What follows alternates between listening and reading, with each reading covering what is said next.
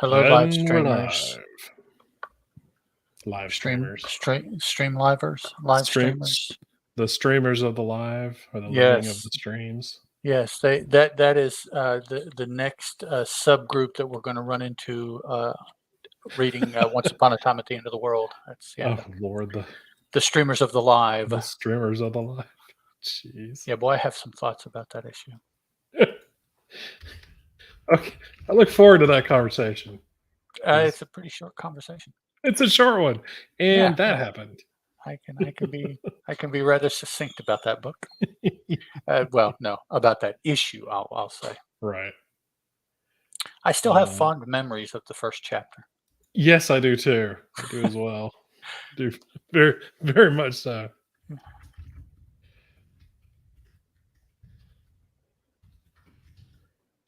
Oh, I'm just tweeting out that we're live. So, all right.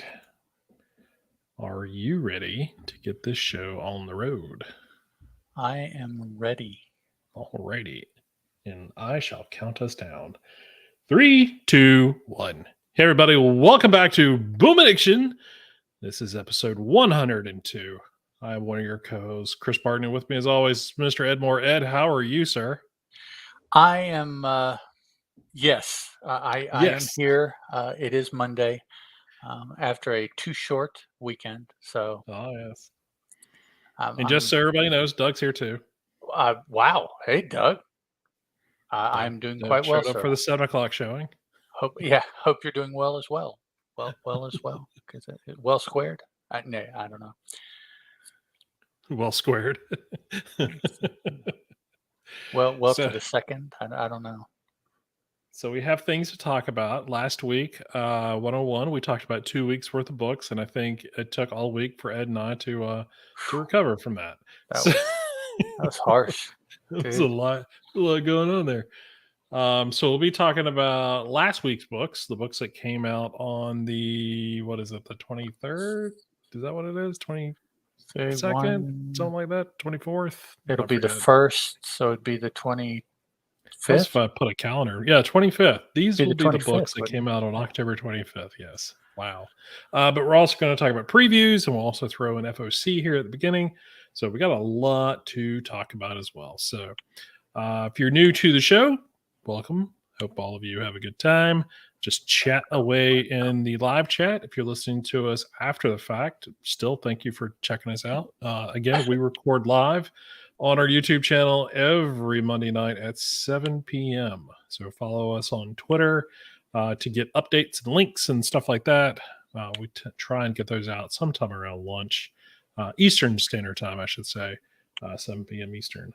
So I have a lot of webinars and meetings and stuff like that that have people from on other sides of the country, and I always get that screwed up. And, so they're like, I said we were going to meet at 1. I'm like, yeah, I'm meeting at 1. Which time zone? Yeah, really. Yeah. So yeah, I know. Anytime that I email about stuff like that, I always put whatever P Eastern. All as part of the time. So we're going to meet at 3:30 on Tuesday, or we're going to meet Tuesday the 12th at 3:30 p Eastern. Correct? P Eastern. Yep. And I'm like, I make them do the math. They're like, oh shit, I'm in the mountain time. So that would be, yeah, that's correct, Ed. I'm like, okay, good. Yeah, because I'm not going to do the math. No, I'm not setting up the meeting. I'm just tuning in. So yeah, you do the I had to do that this morning. I actually had to get on a website to do the conversion just so I made sure. I had a webinar that they emailed me. It was in Pacific time, but they emailed me and told me that the meeting was getting ready to start in an hour. And it was like 8 o'clock. And I'm like, whose time? I'm confused because there's no way you guys are at 5 o'clock in the morning. Yeah, really. You're like doing this. No, meeting. You're not starting in an hour. No way. So anyway, all right, let's jump into. And there is Terry Moore yelling at Doug. Up, Doug. Doug. Hello, Terry. All right, FOC. We are using, because we're doing this on Monday night, we've had to switch over from Preview World because they don't post the new FOC list until Tuesday. So we're using capitalcomicsnc.com, which is Capital Comics in Raleigh, North Carolina. They will put their FOC starting on Monday evenings because they've already put their order in. they're not waiting for you to wait to the very last second to use their order. They're nope, we're going on Yep. to the next week. Yeah, they put it in, and we're like moving on. Yep. So I appreciate those guys for doing that. So we'll kind of highlight some stuff here. Alice Never After, number 5 of 5, which is the last part of that story arc. I don't know if we'll get another Alice miniseries after this. It would, we'll see how this one ends. See if it gives us some indication that there'll be more. But I don't even think at the end of the last miniseries we had really any indication that we get another one. So no, I thought it was a pretty okay resolution. I mean, you know, where it ended, it's like, okay, it could have ended there. That's fine. Yeah. So we've got an A, B, and a FOC reveal cover, which we're a little early in the FOC, so that's probably why they haven't revealed it yet. Lots of Boom t-shirts are going to be available. I didn't filter this. Normally I would filter this to just say like, comics or whatever, but I want to make sure I get everything. I think if you look at them, there's 2 t-shirts. One has the Boom logo and one has the Grimm, and then it's just various sizes of those. So, but still, that's a lot of t-shirts for 2 t-shirts for not typically showing any, so it's like, oh, they're expanding their merch. Yep. It's always good. We get Grimm number 15, a couple covers for that. Do we have any indication how, like, this is still ongoing? Like, we haven't heard anything about, like, because I know this arc might be coming to an end soon, but I don't know if they've given any indication that that this is ending, which is good by me. I'm fine with that. I keep having a bug. I apologize if you're watching me on the camera. Like, there's a little fly that keeps going around my face. Chris is outside watching his smoker while he's doing. That's it. He's time deepening. Yes, that's exactly. So I have a fake background. Yeah, but if you move too fast, it'll blur. It'll blur. It's like, oh wow, he pixeled out. No, he didn't. It was just his background. Let's see. Sirens of the City, number 5 of 6. We got a couple covers for that. With an FOC reveal. We have Slow Burn number 5, or excuse me, 2 of 5. I saw the 5 before I saw the 2. We're going to be talking about the first issue of that tonight. It looks like we're in the same cycle other than Sirens. So far, we've got, we're not talking about Grimm either, but we're talking about Alice tonight. But I've noticed the past couple times, it's like half of the books are right, and then half of the books are the ones we talked about last time. So it's so they're not, that makes me think that they're not strictly on a 4-week schedule. Maybe a lot of them are on like a 5. And so they'll overlap periodically as we go through. And Doug mentioning in the chat that he hopes we get more Alive. Get more Alice. There we go. It's been a long Monday. We're here. We're trying to do everything to bring the energy, but it's we're just not alive. So let's see. Sliver number 2 of 5. Couple covers for that. Something is Killing number 35.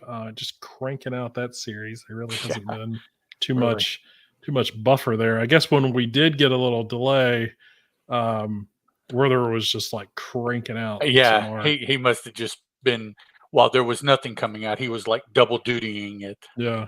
He's like, Dan Mora, I can do as much work as he does. So we get a BC connecting cover, which looks kind of neat. And then FOC reveal. We get our Something is Killing the Children number 1 second print for the pen and ink.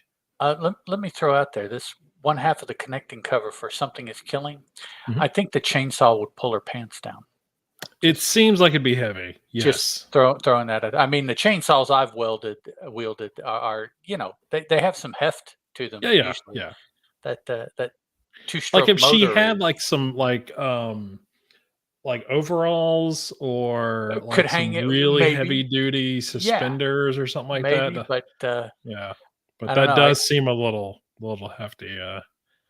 Because even what's her name from Hackslash? She still wouldn't mm, carry it on mhm. her belt. She'd have to. Yeah, she'd be Well, she'd willing. have Vlad carry it Well, probably. yeah, he could just hook it to his mask or something, and I've been maybe it'd reading be a okay. little bit of Cassie. That's what her name is. Okay. It took me a second, and I was like, I've been reading a little bit of older Hackslash lately, and Mhm. so that's kind of in my head.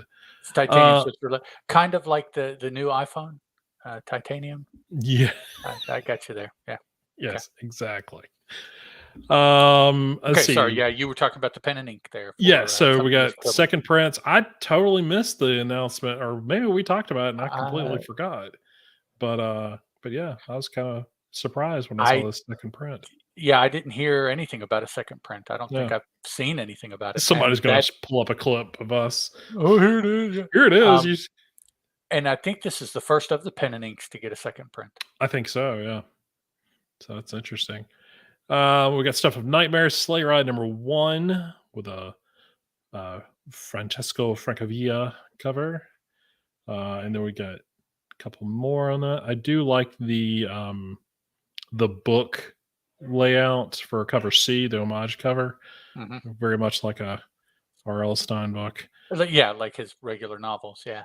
And then we get a glow in the dark cover. That'll be interesting. So, and then we end up with Wild's End #6 of 6, the last issue of this mini series. Cover B with a X-Files homage. Yeah, that's funny. Yeah, I do like that. I was because the first thing I didn't even see the truth is out, up out there Hmm. up here. I saw the little O around the S, and I'm like, well, that looks like Oh, X Files. and So, it's and then I it's saw that up there. I was like, oh yes, Fox Mulder, but he's a he's a badger. badger. Yeah. Yeah, I don't know. So it works for somebody. So Yeah, yeah, that's cool. yeah, but these are all your FOCs that'll be coming out in a few weeks. Get your order in by next Monday. So, but if you hear if you hear episode 103, you're too late Yes. For these issues. So get out there and get those ordered. Apparently, I need to order the second print for Something Is Killing Pen and Ink that I've completely missed. So There you go. Yep. So look, it helped somebody. It helped me. FOC did its job. Yeah. So all right. So tonight also we're going to be doing our look at January 2024 solicitations. So I cannot believe we're already looking at. There we go. Looking at looking at January already. Time just marches on, man. Yep. All right. So, unlike last time, I will not be going through every single listing on this.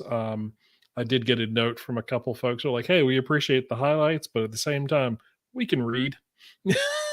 It's like, totally, I totally get you. Wow. So, Okay. that's fine. It's fine. I just like the sound of my own voice. That's why I do this podcast. It's like Ed talks like this much compared to mine. That's why And anybody does a podcast, is because they want people to hear their voice. I mean, what's the point? I need someone to acknowledge me. I need a Roman Reigns moment here. That's it. So, all right. So we're going to dive right in.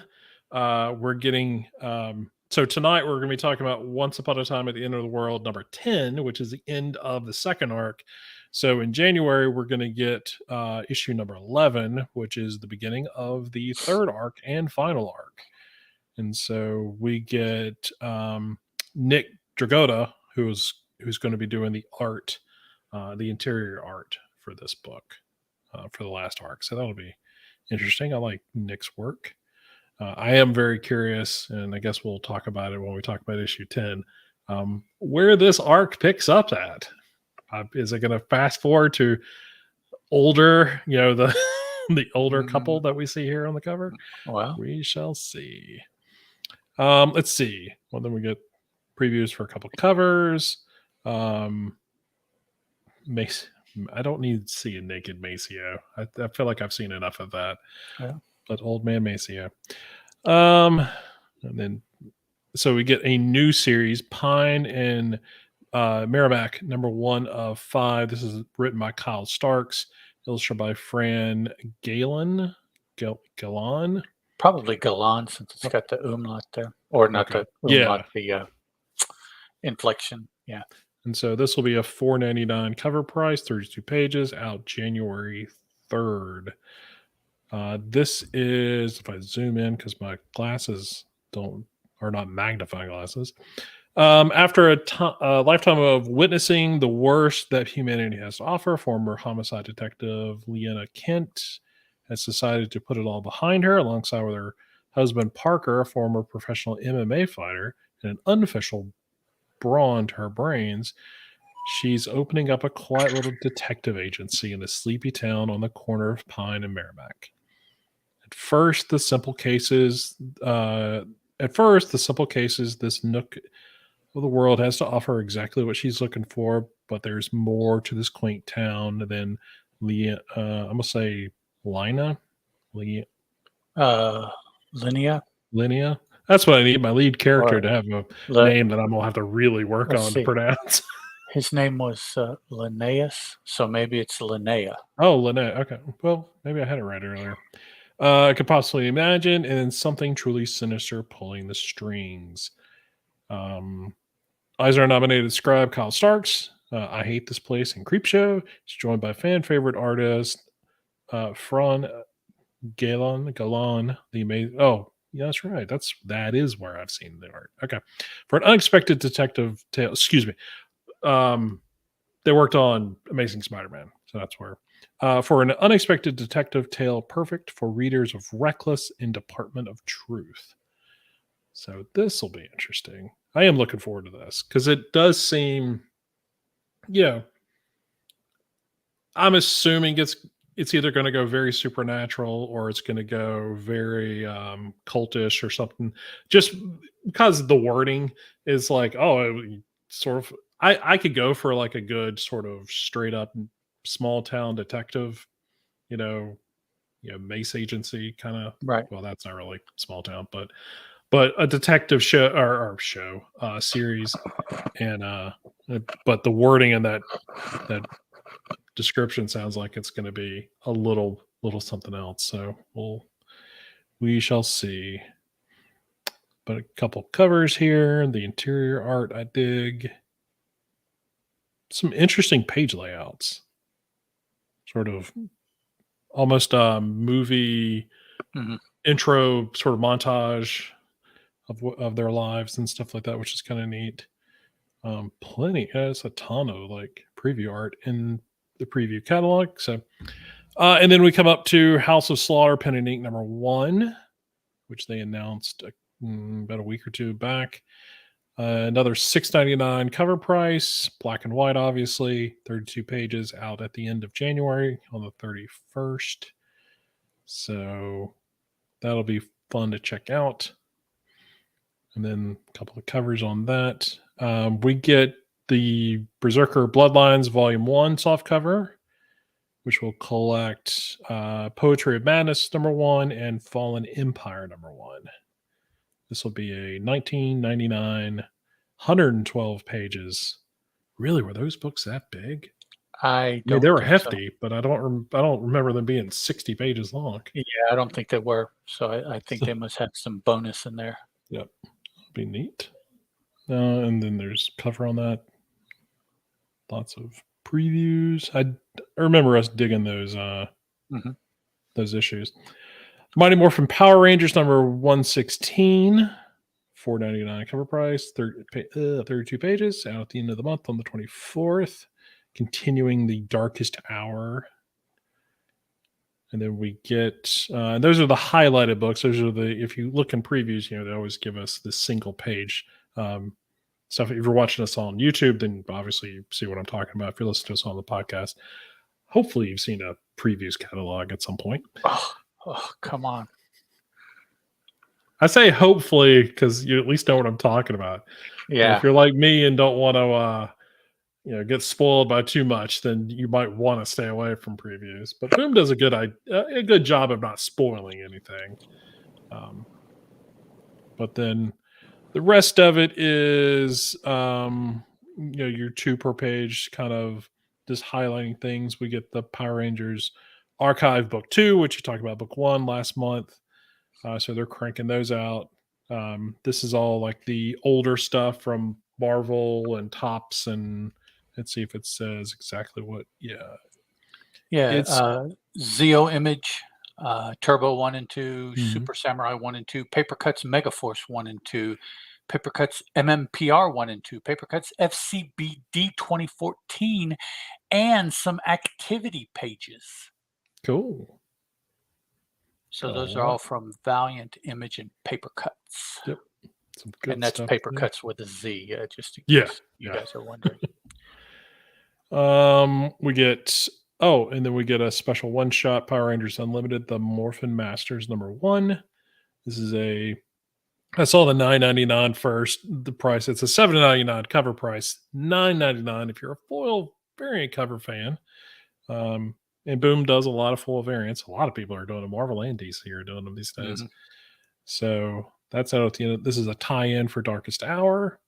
And the big highlight of this is that Brian Parrott and Rachel Wagner are going to be doing the writing on this. And Ryan guided the Power Ranger line at Boom for from the beginning to a couple years ago when he left to go do to start up his Massiverse at Image with Radiant Black and all that. So he's come back to do this one shot. He left at the time that they combined and brought out 100. Yeah, that's it. So he hasn't been there. I think he wrote 100 and then that was it. So this is I think so. First time he's been back since that, and we just saw the advert for 116 in here. Yep. So let's see, Under Heist, second issue on that. I wanted to kind of scroll through. The rest of this is sort of like the next issue of most of this stuff. I wanted to check out our the hardcovers and trades. So we get Garfield Full Course Volume 2. The final issue of Damn Them All will be issue 12, apparently. Page 25. Did that say final? Yep. Yo, it is? Oh, man, I totally missed that. So it was a mini, went ongoing, but it didn't go ongoing. It just went maxi.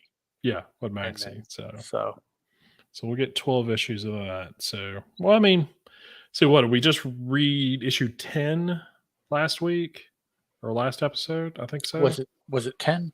It was either 9 or 10. Yeah, I'll look real quick. But that gives me reason to go back and read it again. Well, that'll be a nice omni if they put them all in one. Oh yeah, it would definitely be good. One cover. 9. We just read 9. Okay. All right. Met Cadets number 6 of 6 is the last issue of that. But then we get Garfield Full Course Softcover Volume 2. This is $16.99, 224 pages out. This is an advanced solicitation out at the end of March. And then ad for all the Fence graphic novels. There's 6 of them out there, so you can go check those out. But that's it. There's not a whole lot. Last month was filled with trade paperbacks and hardcovers and stuff like that, but we're not getting a lot of those in January. Maybe they're kind of alternating, or maybe once a quarter, really loading down and then easing up the other 2. Yeah. Well, I appreciate that too. Oh yeah. Yeah, for sure. I mean, and you can also imagine, folks that just pick up Boom stuff and trade. And I mean, I don't mind picking up, maybe 2 trades a week or something like that. But when it gets to be 2, 3 trades every week for 4, 5, 6 weeks, like, it might be cheaper just to switch to monthly, just have kept up with them rather than waiting and dropping all that at one time. That was the thought for me, like many years back. It was like, oh, I'll just switch to trade and it'll be fine. Yeah. I think I went like maybe 2 weeks and I was just like, this is expensive. Yep. It's like, we're gonna switch back to single issues. And they go back. I didn't have a lot to get caught up with. Just maybe $8 or $9. But I was like, geez, this is pricey. Yep. So, alrighty. So that's it with previews for January. Let's switch over to books that came out last week. Let's talk some reviews and whatnot. So, what would you like to start with, sir? Let's start with Once Upon a Time at the End Hmm. of the World, issue number 10. Not even gonna soft blow this one. We're just gonna go No, right no, in. no, no. Diving head first. Yep. All right. This is brought to us by Mr. Jason Aaron, writer, illustrated by Leila De Duca, colored by Tamara Bonvillain, illustrated the flash forward sequences, which I guess that's the future. How is that flashing forward? I don't know. I guess the older Yeah, the older versions of Mezzi them. and Yeah. Maceo, Nick Dragotta and Rico Renzi, lettered both by Ann World Design. Logo designer is Jared K. Fletcher, and overall designer Madison Goyette. So these are the ongoing adventures of Mezzi and Maceo. Uh, they have been trying to hunt down the beast. Both of them are trying to hunt down the beast. The beast is responsible for ultimately destroying their heavenly nirvana of all peace and where everybody, whatever you want to call it, Galganuza is what they're calling it. I don't think they ever explained where that came from, did they? No, they didn't. They just called Yeah, it that. yeah. I don't know. It's probably some sex-related thing, as everything else this So everything chapter has else been was. related. Yeah, it's it's a Kama Sutra move or something. Who Yeah. knows? I don't know. It's probably in the uh, what do they call it? The Wasteland Scouts book Oh yeah, the somewhere. Some Ranger. Yeah. yeah, the Rangers. Um, so so everyone else has left paradise through different ways and for different reasons and whatever. Ultimately, your takeaway is that Mezzi and Maceo are the only two left in paradise because paradise has become befouled. And they are hunting the beast who both of them believe is the reason for the befoulment. I am led to believe that it is planet Earth, although by the end of this book, I have a supernatural suspicion rather than Hmm. a material manifestation of the Earth suspicion. But the book is okay. First, let me get this out of the way. 90 to 95% of this book, in my mind, was filler. You think? Yeah, yeah, I Okay. do. The final scene between the two of them is all that was necessary.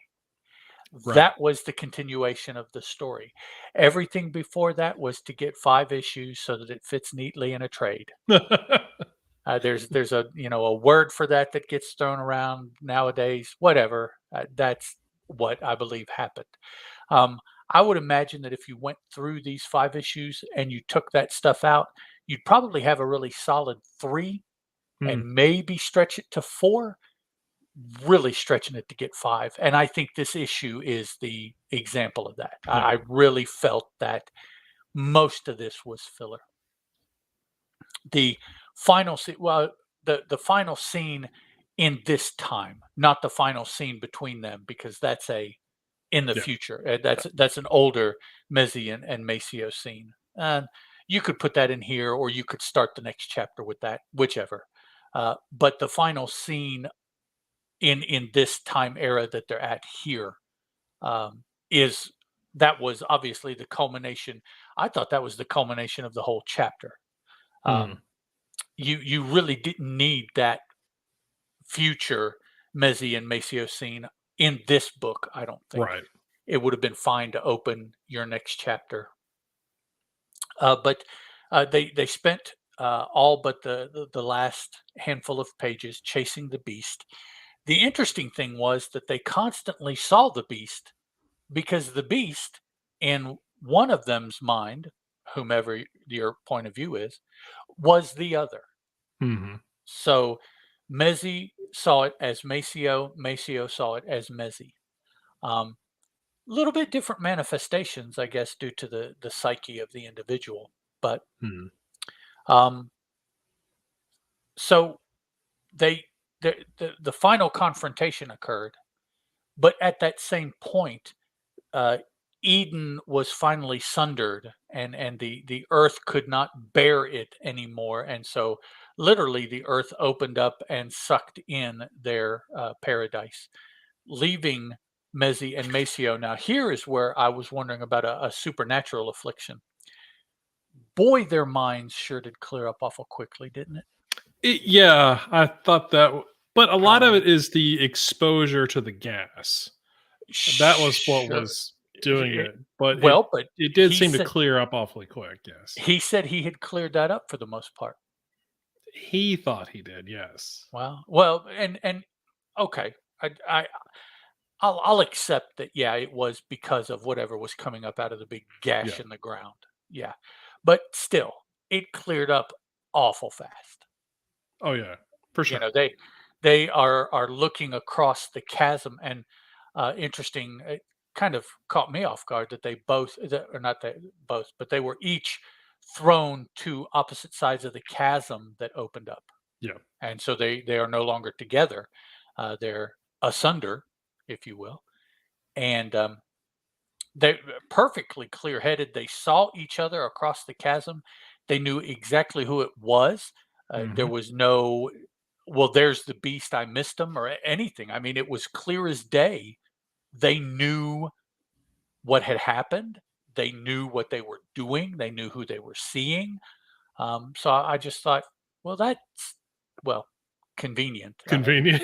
Is part of what it is. But and then so after that scene where their paradise fails and they're left there on opposite sides of a chasm that they can't cross. Maceo cannot um, MacGyver across this chasm. It's too big. So they end up going their opposite ways, and then we get the Nick Dragotta scene of the. I thought it was future because if they're a younger age now and we're seeing them older, Hmm. wouldn't that be in the future? Yeah, Uh, it is in I, the future. Yeah, yeah, but that's not how they described his scene in the book. That's what threw they me. The verbiage, didn't they? they describe it as the flash forward sequences. Well, but if you're going, are you going forward in time? Well, Yeah, yeah, to maybe go you to the are. future. Okay, the Yeah. future. Okay, I'm thinking too Come hard. on, Marty. See, the book has messed me up, man. That's, yeah. Got a whiff of some And of that gas. so I don't know. You didn't agree. It doesn't seem that this was a lot of filler. What did you think? Oh no, I was questioning. Did you think that? Oh, okay. Yeah, I thought it So was. Yeah. I don't know why we didn't talk about this at the beginning of this series, but Galganuza is the mythical city in the work of William Blake. Uh, Galganuza is a city of imagination built by Los, the spiritual fourfold London, a vision of London as all anyway. So yeah, so there is Oh, lore behind this. historic. Okay. Yeah. No, I've never heard of that before. I hadn't either. So, do I think this issue is filler? It's debatable. I can see your argument for sure. I felt like last issue we got a lot of the one chasing the other, thinking the other was the beast kind of thing, Mm. and this was just a lot of continuation of that.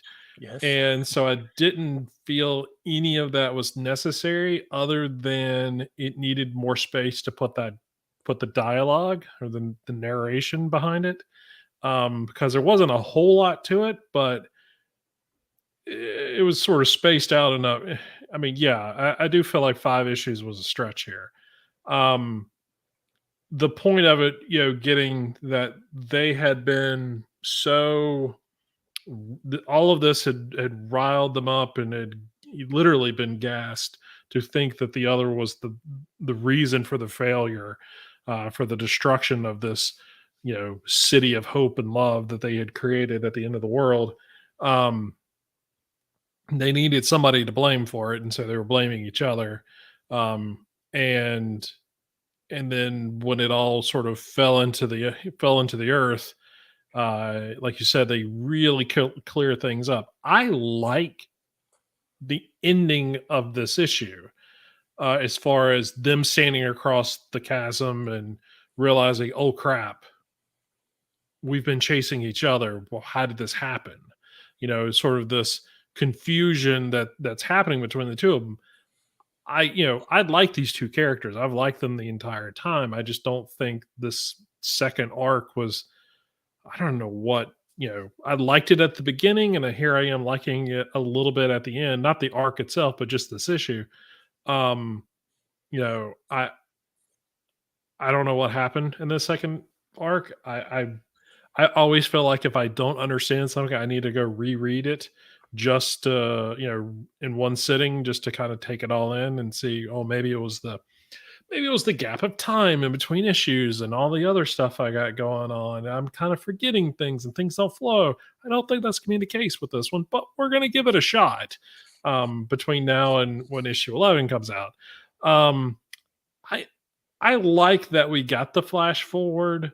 I felt like we got too much of it because I realize, I mean, we got a little bit of this at the end of, issue one Mhm. of the series. So it made some sense to provide a little more of it because we were sort of at this crucial point of the two of them, literally split apart.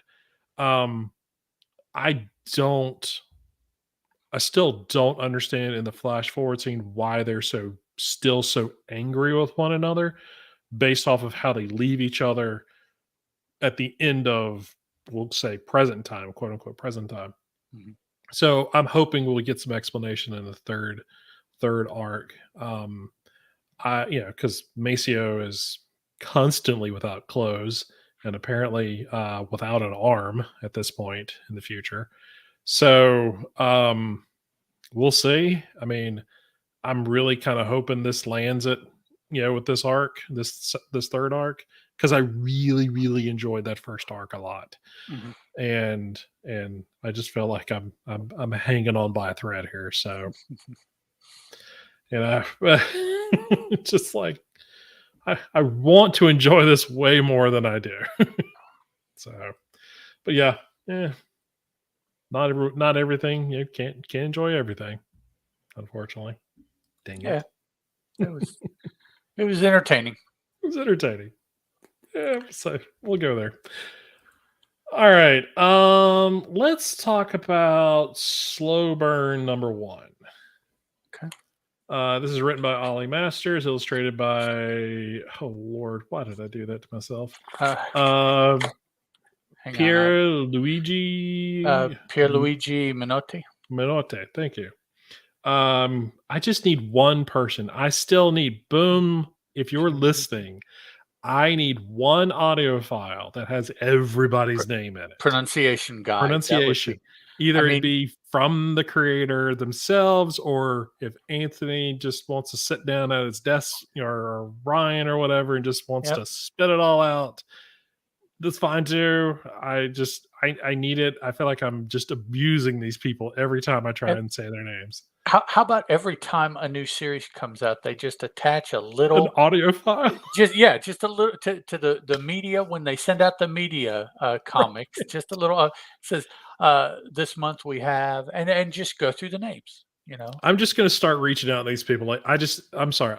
I don't need an interview with you. I just need you to say your name. Yeah, could you That's it. somehow audio file, write And it then out, I however will you. send that to everybody. I'll do it Yes. for you.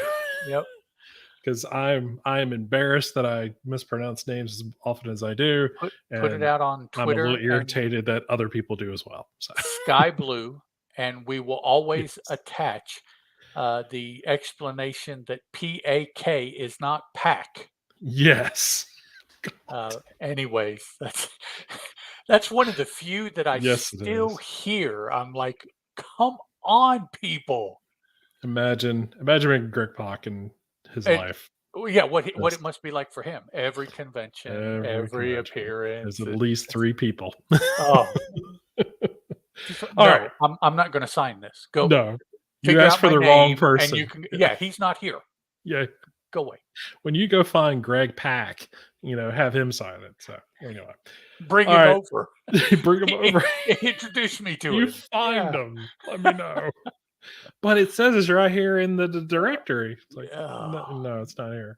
Yep. Okay, sorry. Sorry. I really hadn't gone on that tangent in a while, but it is true. Colored. This issue is colored by Alessandro Santoro. Letter by. I always get Hassan's last name And best I up. know I have heard this, I but have it too. just That's the it hasn't problem. stuck. Yeah. Yeah. I need to go listen to like I know an episode of iFanboy. They've pronounced it recently. I Okay. need to go back and listen to that. So I apologize for that. We get a couple covers, designers by S. Goyette. So, so obviously, first part of a 5-part miniseries. Slow Burn is created by Ollie Masters and Pierluigi Minotti. I'll get it right. Just hang in there with me, folks. So this is so we don't know so where we pick up at the beginning of this issue. I think the bigger thing is location. We'll talk about that first, and we'll talk about the story that builds on top of that. So this particular location is the what was it? Anthracite coal. The town was built over an anthracite coal mine that caught fire. In the town of Silent Hill, isn't that where this is? I don't know about Silent Hill. The video game? I don't play the video game. Oh, it's patterned after the town of Centralia, Pennsylvania, that has a mine underneath that caught fire, and it's been burning. Centralia has like maybe 4 or 5 people still living there, but most of it's been razed. But this started back in the 70s, fissures and smoke and this whole thing, and now it's to the point where there's only like 4 or 5 people still living there. And apparently we found 2 of them in this issue. 2 or 1? We found 2. We found the lady that with the golf club. With the golf club. And then we found the old guy that was in there, or was that the dad? No, that's Grandpa. Oh, is that Grandpa? Okay. Yeah, playing the violin? Yes. Yeah, that's Zach, the grandpa.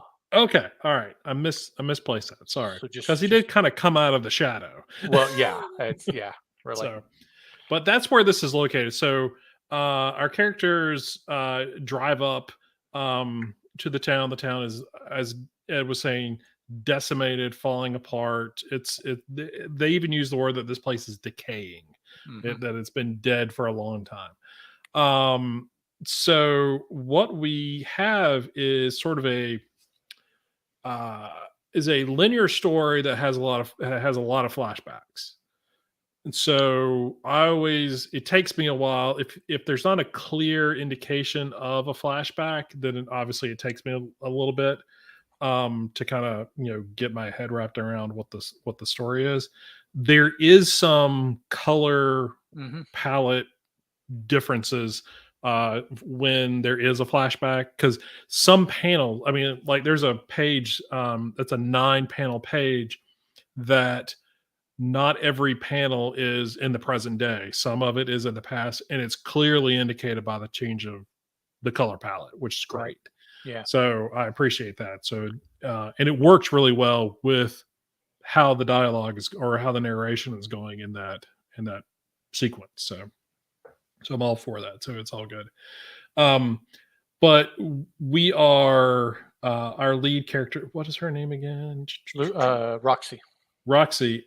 She and Luke. He ends up a longtime friend of hers from childhood. Ends up getting shot. At some Luke point. been gut shot. Yeah, he's been gut shot. And then Grandpa's with him as well.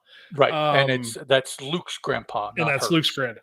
So, all I picked up on that we know that has taken place as they're driving into the town.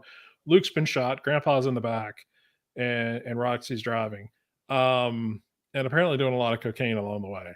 Yeah, Either that yeah, or it's BC powder. I can't really tell which yeah. is. No, I think it's probably Coke. Yeah, Okay. Only some of you in the South are going to get the BC powder I reference. got the BC powder, but I still Okay. think it's Coke. That's yeah, Okay, it is probably. But they drive into the town. Roxy gets out to try and find a first aid kit at a house.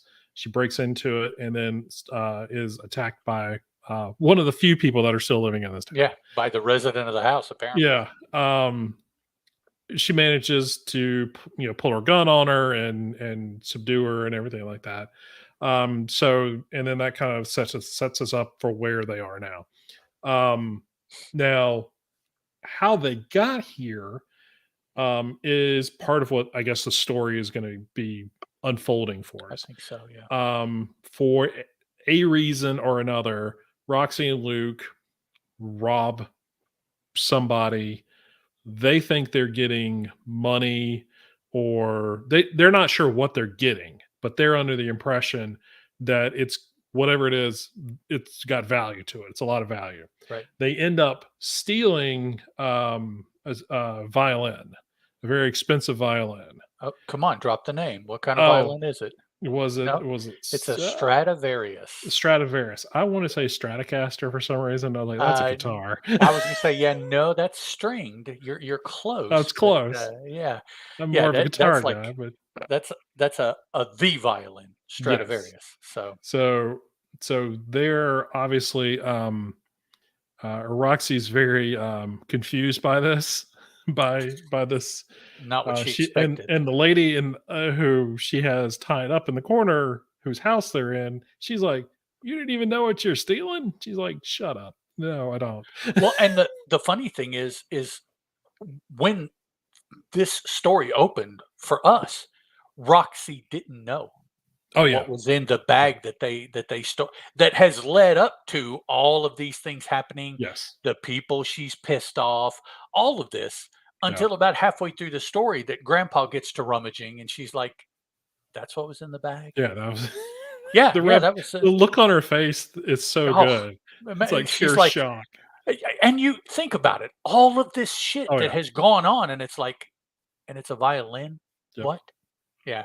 No, it's a little bit and she knows, when she realizes what kind of violin, it's more than just a Yeah. violin, but Oh yeah. still, it's Because like all of this for a violin.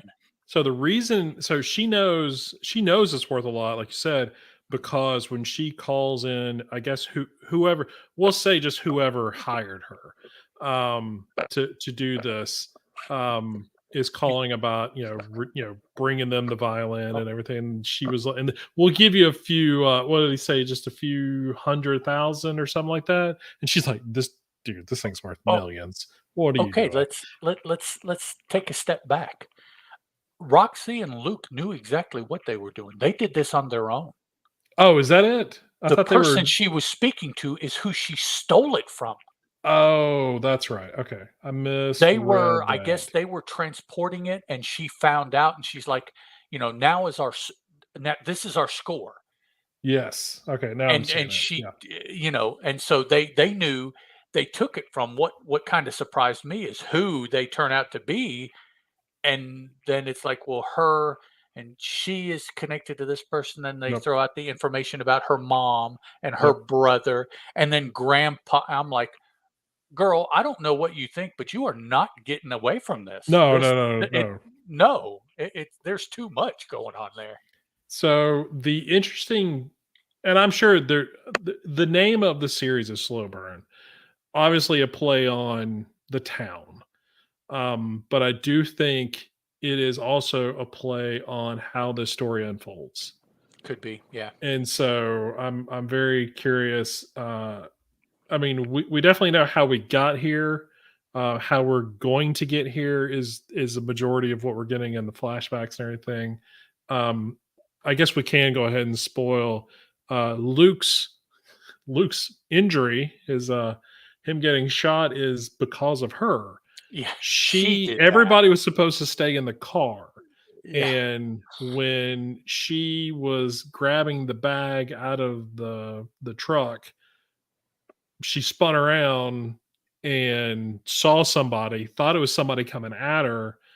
In defense, she pulls the gun and shoots, shot him. Yep. just shot blindly and ended up shooting Luke in the gut. So that's kind of where he's at. Yeah, this whole thing is to be not to be demeaning, but to be honest, to be a heist story. Boy, this thing is involved. Oh, it's crazy. Yeah, Because I mean, there's a lot that's all going it is. on in It's this. just a heist story. Yeah. What? Oh, hold on a sec. Yeah. What comic we're talking about? Slow Burn #1. This came out last week. So Puts me in mind of a TV show from back 10 years or so ago called Banshee. Did you oh ever yeah, watch yeah, Banshee? yeah. Yeah, that was the kind of it. They did something and they went against the family, but it wasn't Mm-hmm. just the family. It was like her family, Yep. literally. And yeah, the hiding in plain sight, the Yep. almost double dealing. Um, they took diamonds, which were as worth as much as this Stradivaria. It just there were a lot of similarities in my mind, Mm-hmm. anyways, for that.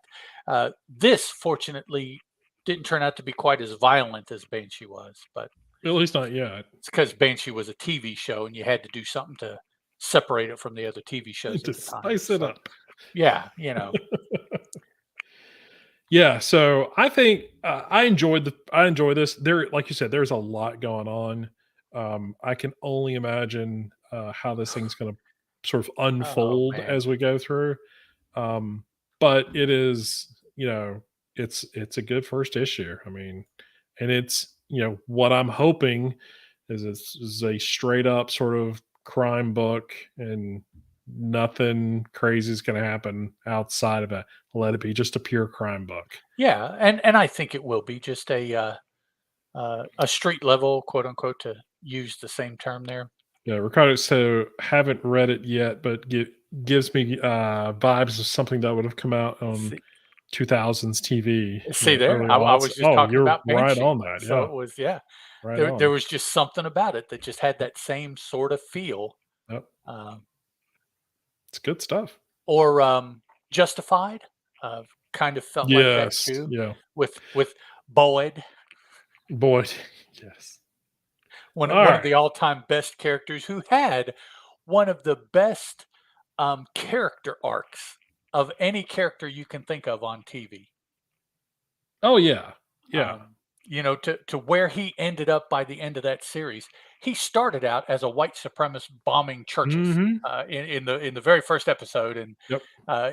they sent a lawman, sent a marshal down to kind of put a stop to this, and that's where it started. And then at the end of the series, it's like that is not even the That's same not even the boy, same not at person. Yeah. all. No, Yeah. yeah, very good story arc. But we're Yep. talking about comics. I'm sorry. All right. No, you're good. What's up? What's next? Let's take a look at. Let's see. We'll take a look at Alice Never After. Sure. We'll leave some of the higher points there of the week till later in the show to keep people interested. Not that this book was bad, but I think the other two books were a little bit more interesting because they're earlier in the story arc. Yeah. So, Alice Never After, created by Dan Panosian, written by Dan Panosian. London, the real world, I guess you could call it that, Mhm. portion, was illustrated by Dan Panosian. The Wonderland segments are illustrated by Giorgio Spalletta with assistance by Cyril Glirum.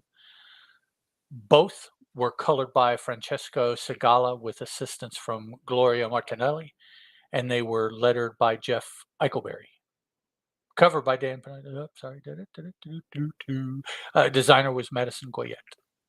So the story is about Alice of the Alice in Wonderland fame. So we're split. We have the Wonderland segments, which is I suspect maybe they're even more real than what is going on for Alice in the real world, because Alice in the real world is not of a full right mind. So Yeah.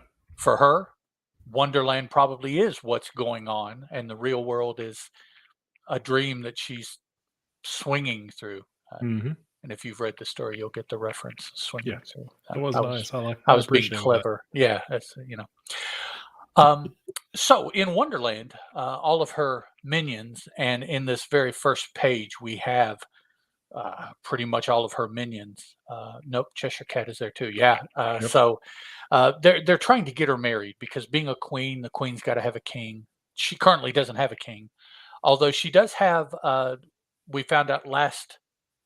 We found out last issue in the real world she has the after effects of having been with a king, um, and that kind of comes around a little bit more here by the end of this issue with Alice in Wonderland. Yep. So they're trying to get her married off. Go ahead. Oh, no, I was going to say, Ricardo, to be honest, I was shocked to see Alice Ever After get a second volume, since personally I enjoyed Breyer's unique take on the classic fairy tale more than it, and it still hasn't come back.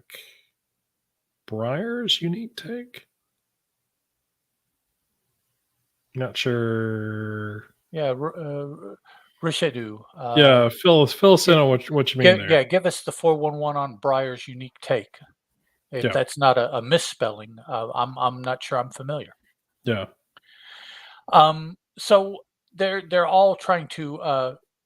Alice kind of had a fit in Wonderland, a rather childish fit, considering that she is kind of exhibiting more adulty kind of behavior as opposed to the child Alice that we saw in the first Mm-hmm. book, first chapter, first part of the story. And she has a little fit.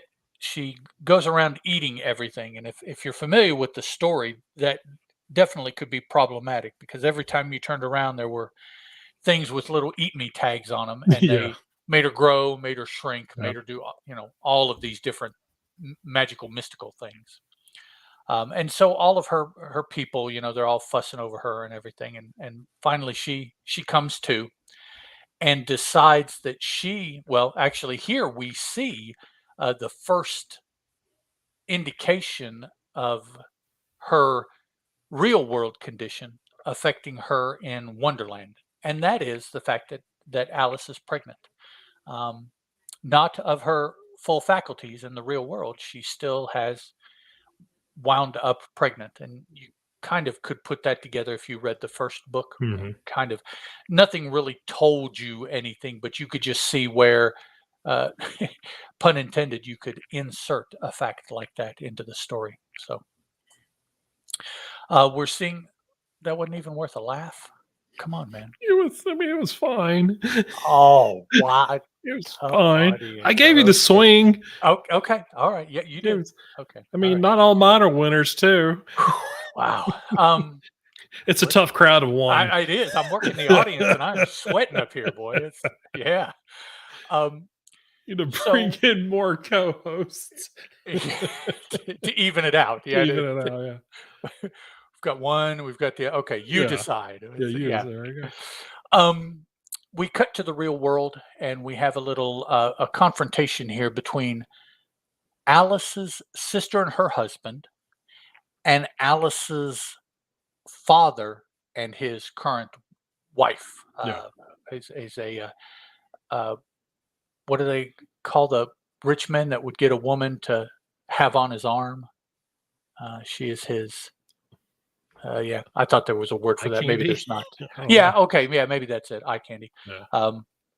And they're fighting, although it's not overly fightus here, but it's very tit for tat. Yeah, you can tell they are fighting in that classy kind of English. Yes. I don't know if classy. There's English no raised voices. There's just how much passive aggressiveness I could throw on you.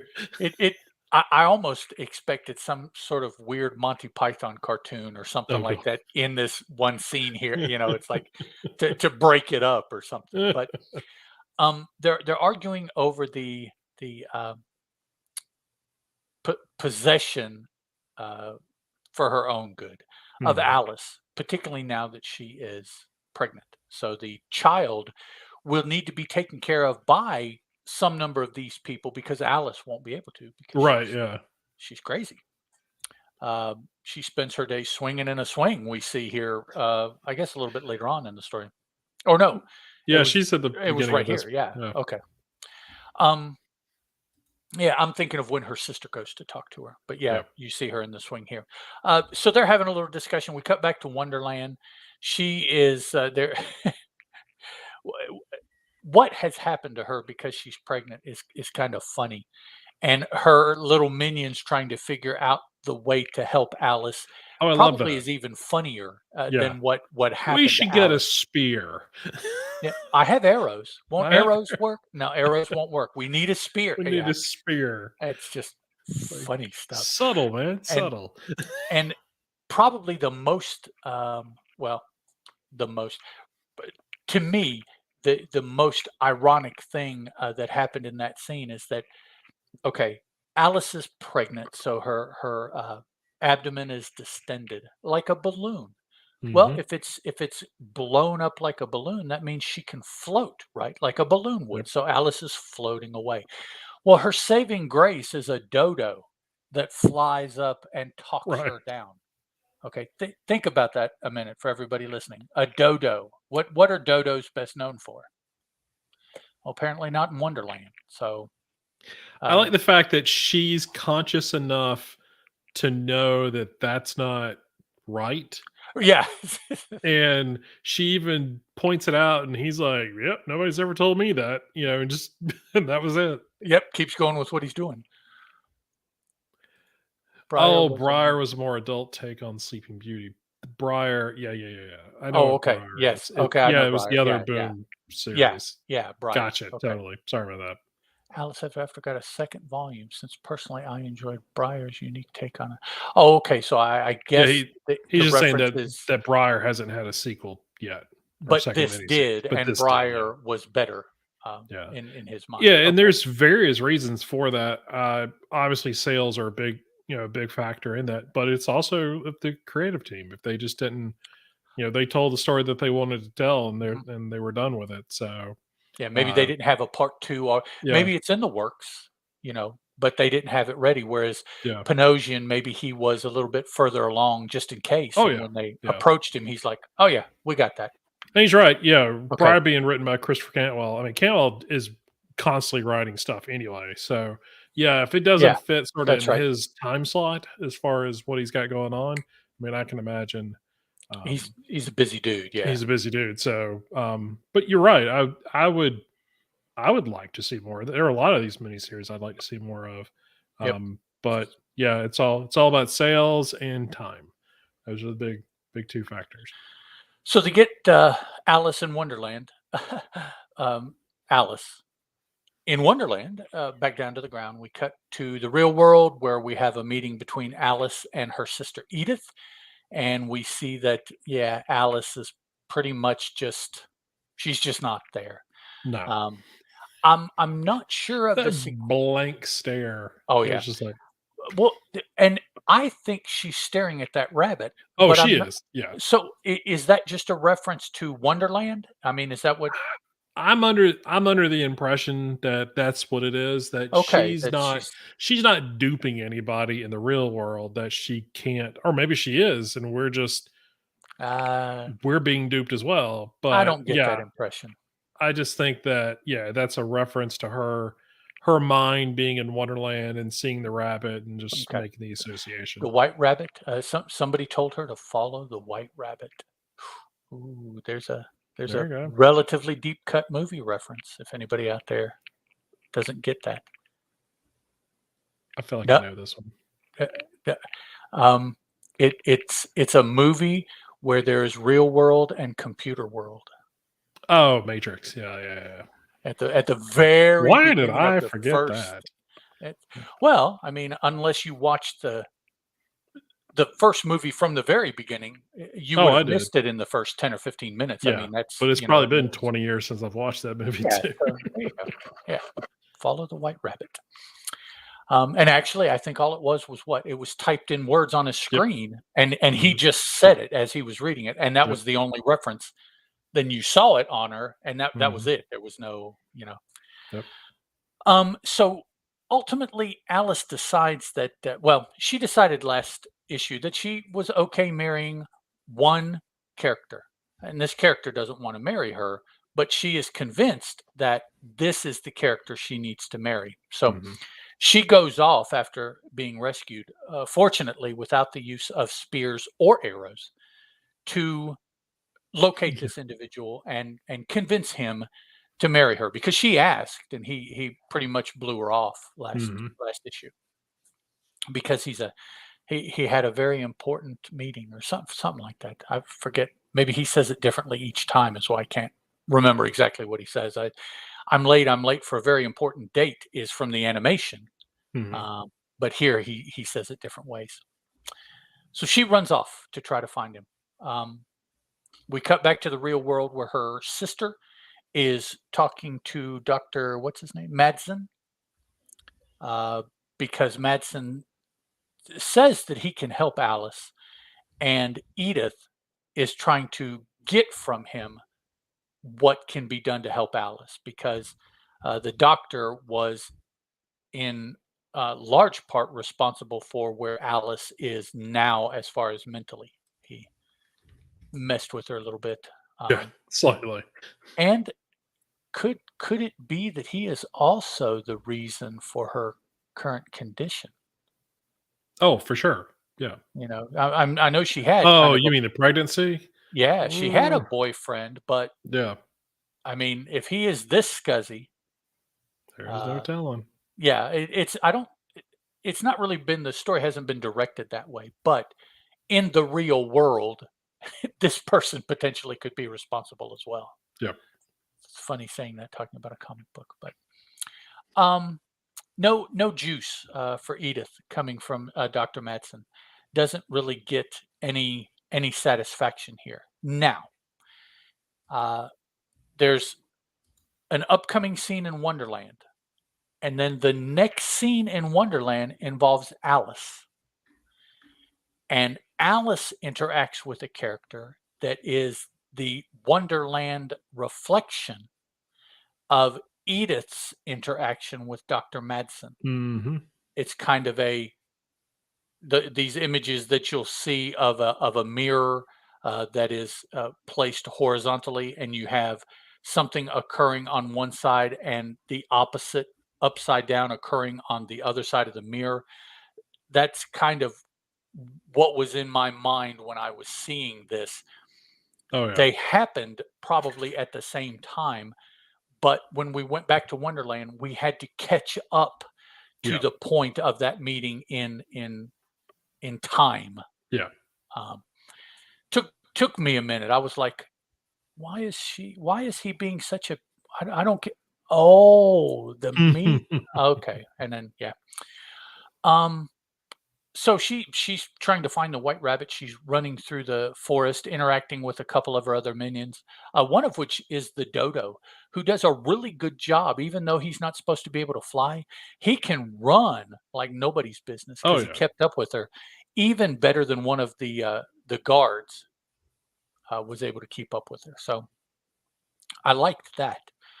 Um, we get to this scene now where she breaks through the forest into a tea setting, and she has an interaction with the Mad Hatter, who is the Wonderland reflection of Dr. Madsen, which then by extension would have to mean that she is being the Wonderland Alice is being the Mm, no, I don't think so. I think it's just I think you're right that there is some reflection as far as what's happening in real and Wonderland, but he it's how much is who is in control. And he obviously in the previous series rewired her brain. right. And so he is now the Mad Hatter in her Wonderland. And so I don't know. I don't really Well, I know what you're saying. th- And there I has just to be don't a reason why they were both, and I'm throwing it out there. I know that there is an Alice on both sides. Yeah. Yes. There is not an Edith in Wonderland. No. So is Not the that we're aware of yet. right that Yeah. we've seen yet. So is Edith the the universal projection of Edith? Is that well, no, it couldn't be Alice because in Wonderland, Alice is pregnant. Yeah. And she's pregnant in the real world, but Yeah. Edith is not. I I just don't thought think that was there's interesting that I don't think they've made that Nosian's made it clear who Edith is in Wonderland if there is somebody. right. Okay. Because it would have to be someone who is looking to protect Right. Who has been Alice. good to her. Yeah. And yeah, And really we don't have anybody who's clearly doing that in Wonderland. We have all the minions who are just bumbling their way into it, right. trying to help her, but none of them are intentionally doing the right thing. They're falling into it. Probably Uh, the Cheshire Cat would be the closest. And yeah, but that's her dad. right. Yeah, that's right. So we don't know who the association to the White Rabbit is yet. It Mhm. could be Edith. I don't think it is, um, because it's constantly running away from her. Right. So it's trying to figure out who that is. But yeah, I hadn't figured it out yet. Okay. So she has a meeting here with the I'm sorry. I keep thinking of the penguin because of his hat. Um Oh, the or not the penguin. Who is the well, it's the Mad It's Hatter Mad and Hatter. Yeah, Batman also, isn't it? yeah, Yeah. that's the whole point. Yeah. With the card, right? Hmm. He has the card in his um uh the Mad Hatter, he's trying to control her a in as far as not continuing her hunt for the White Rabbit, but that's what she wants to do. So ultimately, she breaks away from him in doing what she wants to do. Hmm. We the is it yeah, the final scene which I wanted to ask. Yeah. Um Home Sweet Home. We she finally catches up with the White Rabbit. Do you know the significance of this place that he's at? These eyes in the house? Do you No, I know know it's what that is? his children, but I don't know what the significant is because Okay. I meant to look that up after I read this, and I got reading the other comics, and I just Right. never went back to doing it. But yeah, that's his children, but I don't know. I mean, because they're all like red-eyed, evil-looking, things. So not 100% sure, um, Okay. you know, who they are yet.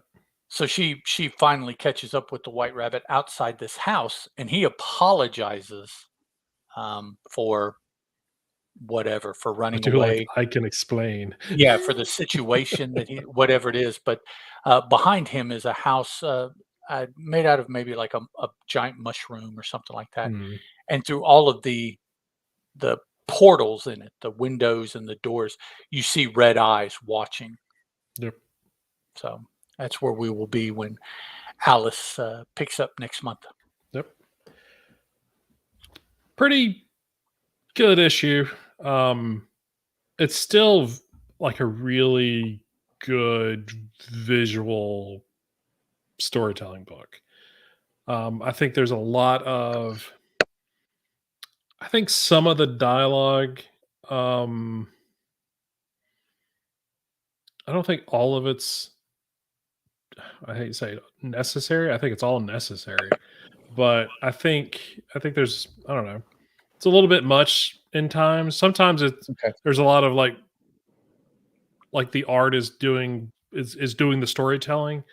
Um, the one thing that I do appreciate a lot of times when it comes to an artist writing a book is that and they're not drawing it like this particular like Panosian's not drawing all of this.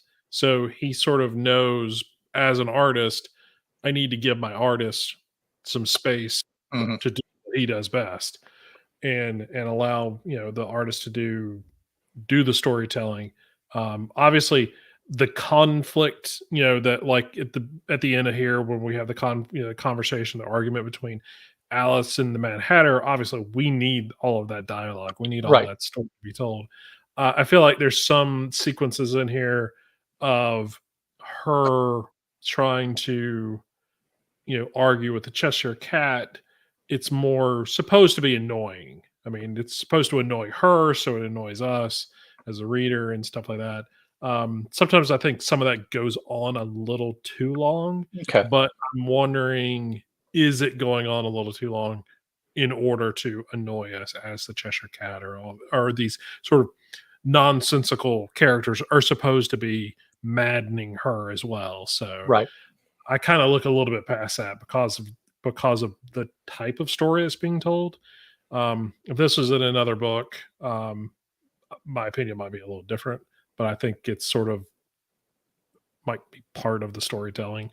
I could just be reading a little more into that because it's about Wonderland, but Mm. but having read interviews and seen Panosian on Twitter and stuff when even the first miniseries first got announced, he's a self-proclaimed, fanatic over, the original story and sort of that world, and really knows a lot about it. So he's really trying to, sort of build, something off of all that, and sort of make his sort of independent mark on that classic story. So, Right. Right.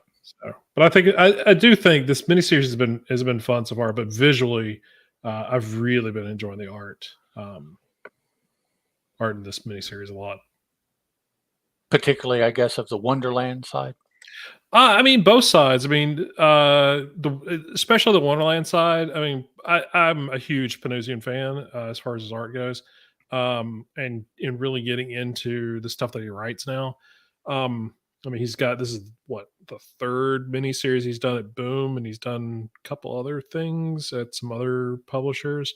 So he's still not like an avid writer yet, Hmm. but I think he's doing a really good job of it. Um, so I I want to see sort of the next whatever the next thing is, the next thing he does. But the art that he provides in here, I think it's good. I mean, it's sort of his classic stuff. I mean, Yeah. it's there's nothing I should say super special about it. He really does like some amazing, covers and stuff like that. He's doing Savage Red Sonja over at Dynamite. That comes out this week, actually, the first issue of that. And I've seen they did a solicitations for January. I think it's issue 3 or 4 of a cover that he did for it, and that is immaculate. And she is like, it's like her in like a back alley of a town. She is like small compared to the oversize of the town and the alley that she's in and everything that's going on. She's sort of almost lost in it, which for me as a Red Sonja fan is pretty impressive. I almost like those covers more than just having her just there on the cover. Right. And he kind of got that. He was like, "Oh no, there needs to be more going on. Let's just not do a pinup. Let's do something that's in the world." And apparently, Doug has seen that cover as well. But it's a red cover. They'll do a. But anyway, I could go on and on about Petosa and stuff, but yeah, he's his stuff in London so far. It's been Panosian stuff. It's been just good stuff. So Alrighty. yeah, Cool I could go on beans. for a while. Make me want to on his look up this stuff. cover now too. Yeah, it's a great looking cover. They'll have Is it a one is it with the the variants? logo. No, it's cover A. Is it? Okay. Yeah, but it's And like which a Red red. Sonja is it? It's Savage Red Savage? Sonja. Okay. It's either issue 3 or issue 4, whatever one just got recently solicited in January. It's a red colored cover. Okay. All right, so I'm going to switch gears and talk about my favorite book and yours, Something is Killing the Children. I Okay. felt like I was going to leave Rare Flavors for you. I feel like as a foodie, you get a little more into that book than okay, Okay. maybe not. Yeah. Okay, No, so no, it's just it's kind of kind of weird. It's good. It is, and it's enjoyable. So this is issue 34. Let me get to my credits here at the end of the book because that's where they like to put it. Yep. This is written by James Tynion the Fourth. I can almost just recite this by heart. It certainly Illustrated changed. by Werther Del Duria, colored by Mikel Muerto, lettered by In World Design. Bunch of covers, and designer is Marie Crapina. And I think that's how we decided to pronounce that until told otherwise. Yeah. Obviously, Something Is Killings, created by James Tynion and Werther Del Duria. So this is part 4 of this new. We'll say it's a new arc. It's still the, Erica fighting, or Erica outside of the house now. She is on her own. The house is mad at that. They're after her. They've sent Cutter after her. There is a duplicate. I forgot what the actual name of it, a duplicate. Duplicitite. Thank you. Monster that she's having to take down that has come into this town and has obviously killed a bunch of folks and everything, which is the whole point of Erica even being there. But we're sort of getting to I would think, the end of this story.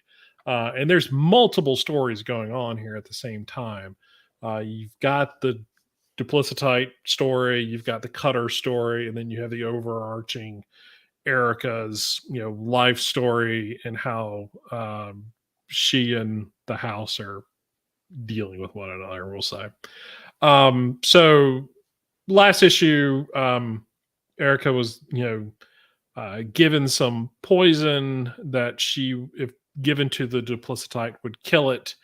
And so she is decided that the best way to go about fighting it is from a distance, which is always a good thing, and dipping the poison dipping arrows into the poison and allowing Ricky to be the one that shoots the arrows.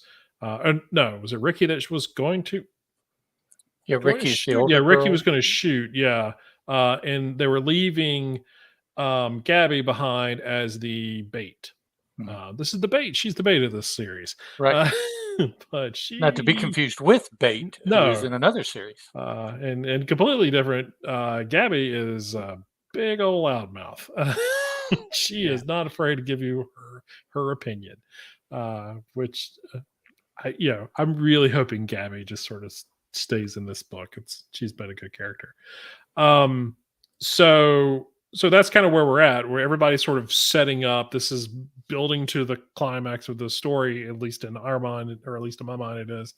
Gabby is set up to be the bait. And so the plan is Erica and Ricky will take care of the Duplicitite, get rid of that, and then they'll go confront Cutter. And then take care of Gabby is the bait for the Duplicitite, for the monster. Right. Yeah. Not for Cutter. No, they're hoping to. They have two fronts. Yes. They're hoping to take care of the monster front first before they have to worry about the Cutter front. Yeah. And we see this issue that actually all three sides kind of converge at the same time. Comes together, yeah. And it just throws out any plan that they had, and it's how did that go? Make the plan. I forget how that went. Make the plan, follow the plan. The plan goes haywire, throw out the plan, or whatever. I think that's how that saying goes. That's pretty much that's exactly what happens. So it's so Cutter shows up where Gabby is and basically just tells her, scream. Please, just scream. Tell him I'm here. So she does. And so obviously they hear her at the same time as when they see the Duplicitite. Yeah. So or at least Erica does. And Erica has explained to Ricky, like, look, yes, you wouldn't see the monster normally, but because the monster has killed so much and has eaten, it is tethering to this reality or whatever, basically making it visible, but in sort of a weird, hazy kind of thing. It's not like it's a clear cut, you got 20/20 vision or whatever. And I do think that the shock on Erica's face when she finally sees it and sees that it has taken her Her appearance, form, yeah. really sort of like, what the frick? Except for the really stretchy, big mouth, Yeah, the scary monster thing, mouth. the It looks monster mouth, exactly like and the her. big eye in the belly. But it's still, I mean, that's a sight. But uh, Ricky can't see it yet, and so. But then with Gabby screaming, Ricky's like, "I'm gonna go find out what's wrong here because she shouldn't be doing that yet." And then and so Erica's like, oh crap, now I have to deal with this on a horse. Now backing up the story of the horse, of her being a good horse rider, is pretty entertaining. Just basically as she was training, she convinced them that she didn't know how to do it, but she just enjoyed riding the horse, and so they just kept giving her lessons, and she already knew she was really good at riding horses already. She just tricked them as a kid, and that's great. Yep. so um so whoops, in our chat, uh retarded, I got to do better catching up on some of these titles by the time these episodes drop. Yeah, he's not read issue 33 yet. Oh, he has read issue No, he has, 33, yeah, not read 33, 34. but not Yeah, 34. so probably I And should. actually, Such a spoilers. oh yeah, the horse being named Big Gary. Yeah, that's Yeah, the and the the horse being named Big Gary. Yeah, that's the great. Yeah, homage. But yeah, moving forward, as we're doing these on Monday, we decided that we're going to talk about the previous week's drop yeah, rather than talking about the upcoming week's drop, which we also have access to. We could do that, but we chose to hopefully talk about something having given folks some time to read it. Now, I understand, Wednesday to Monday isn't a whole lot of time, but no, no. we could do you worse by talking about this coming Wednesday's books now tonight and Oh yeah, really for sure. spoiling the heck out of them. So No, we didn't want uh, to do that. So, we but want to talk books, and so we decided, yeah, to talk about the previous Wednesday's books now moving forward. no. So this and so Gabby's screaming, Ricky goes after her, Cutter basically takes her down. Um and Erica's trying to take care of the duplicitite. Apparently can't hit a Yeah, she can't hit a target from her moving on the horse. that's Uh kind of disappointing I to be a, felt a monster yes. killer. I'm like, come on, I felt dog. like she should have had much better aim You than know, that. monster killers were killing these things with arrows hundreds of years ago, Right. and you can't do it now. Come on. But she ends up not being able to hit the monster, No. decides to turn back, go after Ricky and Gabby, Wasting all who the poison on yeah, those seriously. arrows. She only has so much poison, so And so we get to the end of this issue, which is um brutal. Cutter having Gabby and Ricky in front of her, and and Erica like, well, it's Cutter, gotta take my shot. Obviously, not a very good shot as we've already seen, but sure, let's go ahead and take a shot anyway. And does a pretty good shot as we see the arrow coming in I thought it at was. Cutter, only for Cutter to put put Gabby, or to catch the arrow and then stab Gabby in the back with it. Um, s- And uh, Cutter is blindfolded as far as we and can tell. Cutter I is mean, she blindfolded may the be able to entire see time. through that, but I suspect not with the way a lot of these other monster killers work. She is Uh, blinded or stuff. s- Um, she doesn't appear to be suffering too much from that.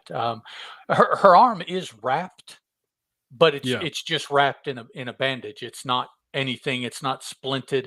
They're not drawing blood on the bandage soaking through or anything like that. It yeah, it actually, to me, it looks more like the typical gauntlets that a lot of the big two archers will wear.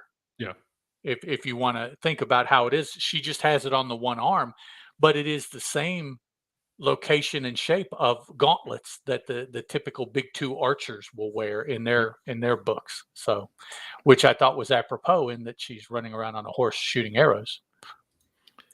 Anime Yeah, has there taught that's me that blind and blindfolded characters aren't actually. that's Yes, pretty much, yeah. 100%. Although it would be funny If if we Naruto has saw ever told me anything. Erica running forward with her arms flailing behind her. That Yes. would be funny to see that. But That would be funny, but I'd have to stop reading the book for a little bit. oh, really? Oh, okay.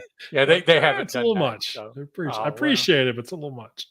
those I do want to talk about the art here in a second, but yeah, that's kind of how we end in the issue with Gabby being stabbed stabbed with the with a arrow. poison arrow. Yeah, So, not it'll cool. be interesting how that turns out.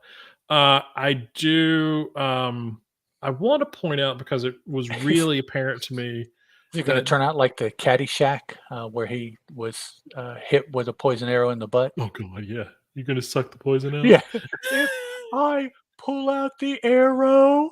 Yeah. Now that one again, I haven't seen that in probably 20 years, but that one I remembered. I couldn't Caddyshack. remember Yeah. Matrix, but Caddyshack I can remember. I haven't seen it. I don't know how long it's been since I've Although seen it. I probably saw that movie every other week when I was a kid. Every time it turned on TV. Yep. I do want to point out that Del Dorero's art in this issue. So he has a pretty unique sort of sketchy style, which I've enjoyed. The one thing I don't think I've paid a lot of attention to until now is how that art has developed over the years. Over the course of this book. Yeah. Yeah. And there's some stuff in here. And surprisingly, it was the horse that really started to catch my eye Okay. because I constantly hear comic book artists talk about the horror that they feel every time they have to draw a horse. And there looked to be no effort in this. That horse looks This great. this is a pretty good horse. This is a Tonto, Lone Ranger, etc. cowboy comic Yes. horse. Yes. This is a quality horse from that era This that is he's not one putting in that's this book. hiding behind Mm-mm. clouds of dust and No. bushes and stuff. Like, not afraid at all. But then there's just a lot of like the panel layouts and the arrows flying and close-ups to Erica riding the horse from the front and the side and stuff like that. There's just the art in it, the line work in it has gotten so, I mean, it was already good, sort of in and of his own style, but sort of seeing this development and maturity of this. Even hate saying maturity because I think it was mature already, but just development of this of his art and his art style has just gotten so good. And this issue is probably the clearest I've seen that development and since the series began. So I was pretty excited to see. Just I sat back after I read it because I caught a little glimpses and stuff like that. And every time I see a horse, I do kind of pause for a second, like, all right, well, how does this horse look? Yeah, Does it to look like a see, dog with extended legs? Nope. did they Okay, do we're a good good. job on the horse? So, but yeah, there's just tons of good sequences in this that are just top notch. So I noticed and really liked, and this may be a lack of paying attention on my part previously, but I really enjoyed the usage of thick spaces between panels, being the panel mhm. borders, Yep. and the overlapping Yep. of panels, and switching that around and using that. I really enjoyed the to me the difference in pacing. The my in my mind, the overlapped panels was an increase in pace, Yeah. whereas the gap or the it's not really a border per se between them, to me, denoted a more just the normal speed, let's say, of the Mhm. story, but things picked up in pace with the overlapping. Yeah. And so I liked how that would go back and forth. from page to page, and even on a page, how it would switch back and forth to that. Again, in my mind, to tell you that something is happening quicker this time than that time Yeah. when the Yeah. panels were drawn. I enjoyed that. Um, Page 22, a full page panel of Erica riding the Oh horse, yeah. Yeah. coming almost straight at you. It's coming That's kind of an the one angle, where I but paused for a bit. I'm like, wait a second, that's let's take this one in real quick. yeah, that So is a good that is a height of Western comics horse. mhm. It's as good as any horse when that's all those artists drew at that time Yeah. were horses. Yeah. So yeah, really good stuff. In the chat, even one of my favorite manga has a hard time drawing good looking horses. Horses look like giraffes. Or Yeah, it's exactly. Yeah. every artist has that grail that they just complain about drawing, and Yep. a lot of times it will turn out to be something organic, a tree, a horse, a Yep. dog. Um, Children. Yep. Every now and then somebody will pull out motorcycles. I hate motorcycles, Right. Yeah. something like that. But usually it's something living and Yeah. organic that Mhm. they're asked to draw. Yep. But yeah, that's all I got on this. Just another solid issue. I do I don't want this to go on much longer. I'm enjoying it. This arc I feel is maybe it's maybe it's just the way I've been about comics lately, but I feel like I'm kind of over the overextension, the decompressing. Is it decompressing? Yeah, I Yeah. think so. Yeah. Of storytelling. I don't think that's what's happening here. Don't get me wrong. I think there's a lot that's going on. It has been a bit slower pace at times because there's a lot more dialogue. There's a lot more getting into the characters and stuff like that. The first story arc, first 18 issues we had on this was like we didn't know if we were getting any more than that story arc. So Right. there was a lot of focus on that and some history and stuff like that. But just that's what we got. This is this now that we know this series is going to be here for a while. We're getting this arc is taking that opportunity to sort of breathe a bit, and we get full page uh, solid, full page of Erica riding a horse with no Yep. dialogue. We can do that. This this aspect, the Cutter versus Erica story, I think this is the 12th or Yeah, 13th or 14th, something like that issue of that story arc. So yeah, yeah, it's um, it's we're starting for me to enter restless territory. Speaking yeah, about horses, yeah, and it's like I want to know now what the new status quo is going to be yeah, with the offer that was laid down a couple issues. yeah. And that They have, feels so long ago too yeah, that um, offer was made. So but yeah, they have presented so many um, potential or possible developments that I want to now start seeing some of those come to fruition and see if it's this or is that used or what yeah. so yeah, John Burns' children, they're just Doug in the chat is referring y- to when I made the comment about John or about artists having trouble with children. yes, John Burns' children were always small uh, adults. yeah, miniature people, yeah, Yes. much like Puck in Alpha Flight. It was Yes. just a miniature Puck person. should have he was supposed to be like and a 12-year-old boy. and Just I got away remember from him.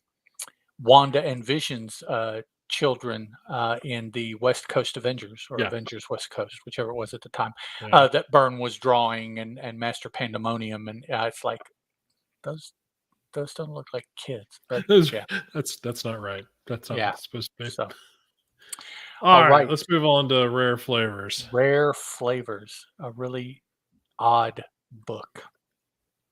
It This is it is so it's such a weird book, but at the it same really time, is. there are moments I'm sorry, go ahead what with the details, and then Okay, we'll come back. the chapter. This is chapter 2, and it's entitled mirchi, which is a type of hot pepper, Mhm. apparently Indian, not Native American, but subcontinent Yeah. India, which is a around dish where this story takes place. I guess not Mhm. ish. I guess my problem is that I continue to see Emile Farreau, who is an Egyptian character, but the story is taking place in India, and I'm doing it an injustice by confusing that. It is India.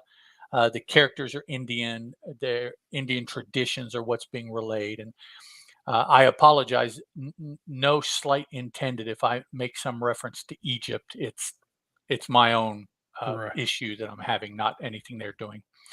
But this is written for us by Ram V, illustrated and colored by Felipe Andrade, with color assists from Ines Samaro, lettered by N World Designs.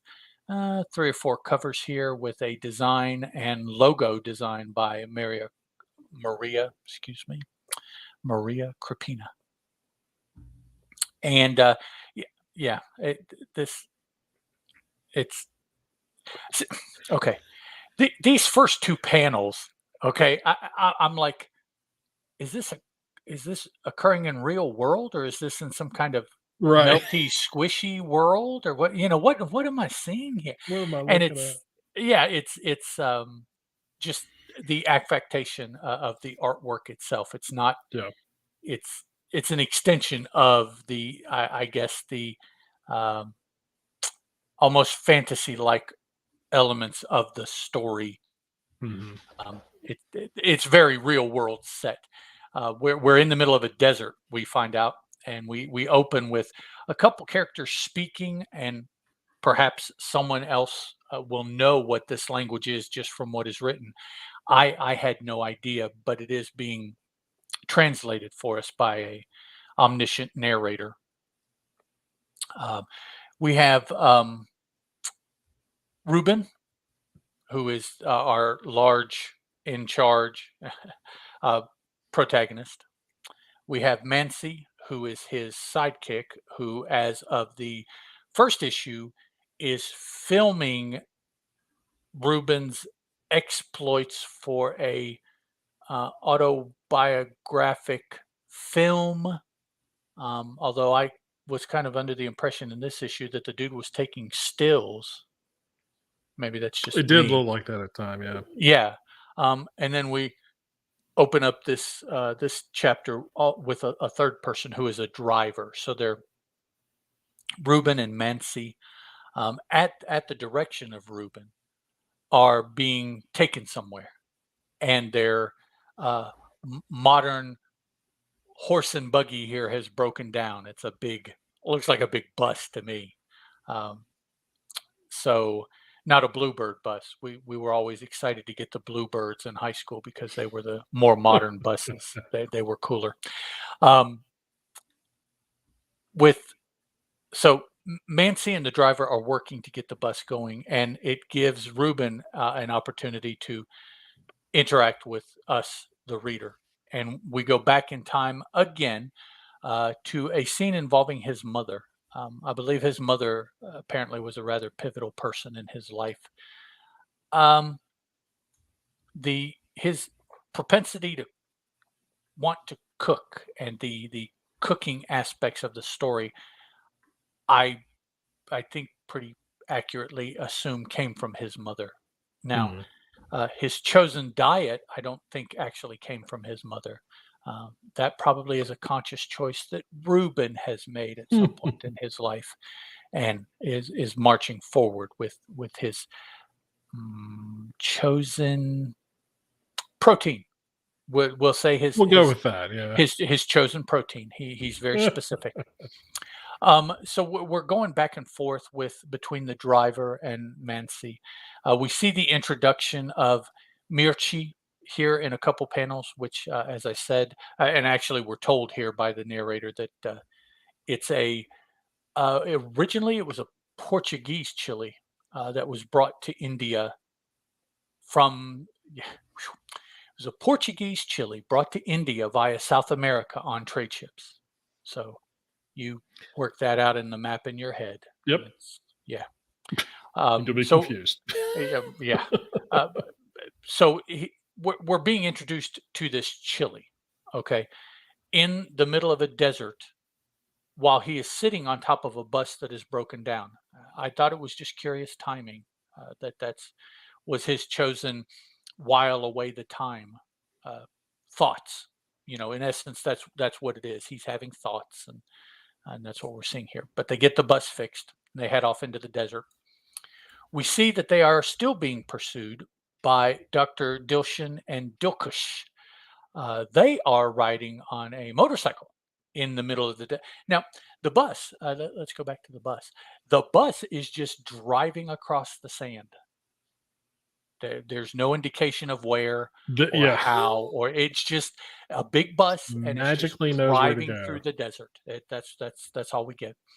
But even more curious is it is being pursued by two men on a motorcycle doing the exact same thing. Maybe following the tracks of the bus. I don't think so, because one of them apparently has a pretty powerful proboscis on his face Right. because he says that he can track Reuben by smell. Yep. Because he sweats like a cow in heat. There you go. I didn't get from the first issue that this particular superpower was anything the dude had. But okay, he's he's a tracker. Legion of super desert dwellers or there something. You go. So there's a page scene here of the two of them, Dr. Dilshan and Dilkush, talking back and forth, and you're finding out a little bit more about, at least about their thoughts about Reuben. If you've read it, the first issue, the last half of the first issue, and you don't see it yet in this issue, but by the end of the issue, you definitely have. You see, as the reader, what these two gentlemen pursuing Reuben are talking about, and you're able to put it together that, oh yeah, I guess they are right in what they're saying. I thought at the end of the first issue, it maybe was a little iffy that that's what was going on. It definitely was leaning that way. Yeah. By the end of this issue, you have there's no doubts. question. Yeah. No, there is something very peculiar about Reuben's choice of protein that he prefers to consume. So that undoubtedly is going to be one of the main thrusts of the story moving forward. It was made, I thought by the end of this issue, it was made that obvious. And so you're like, okay, that's well, and I think it's interesting that this is how it's happening too. Like his choice of, like, it's someone, spoilery there. But you get a meal and then you get him, partaking of his protein of the person who gave him the meal. Right.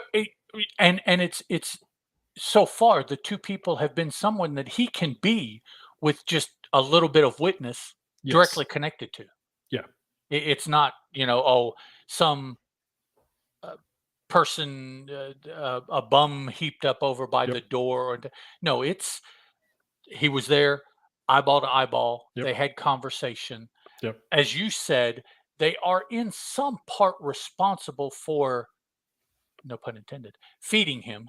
Right.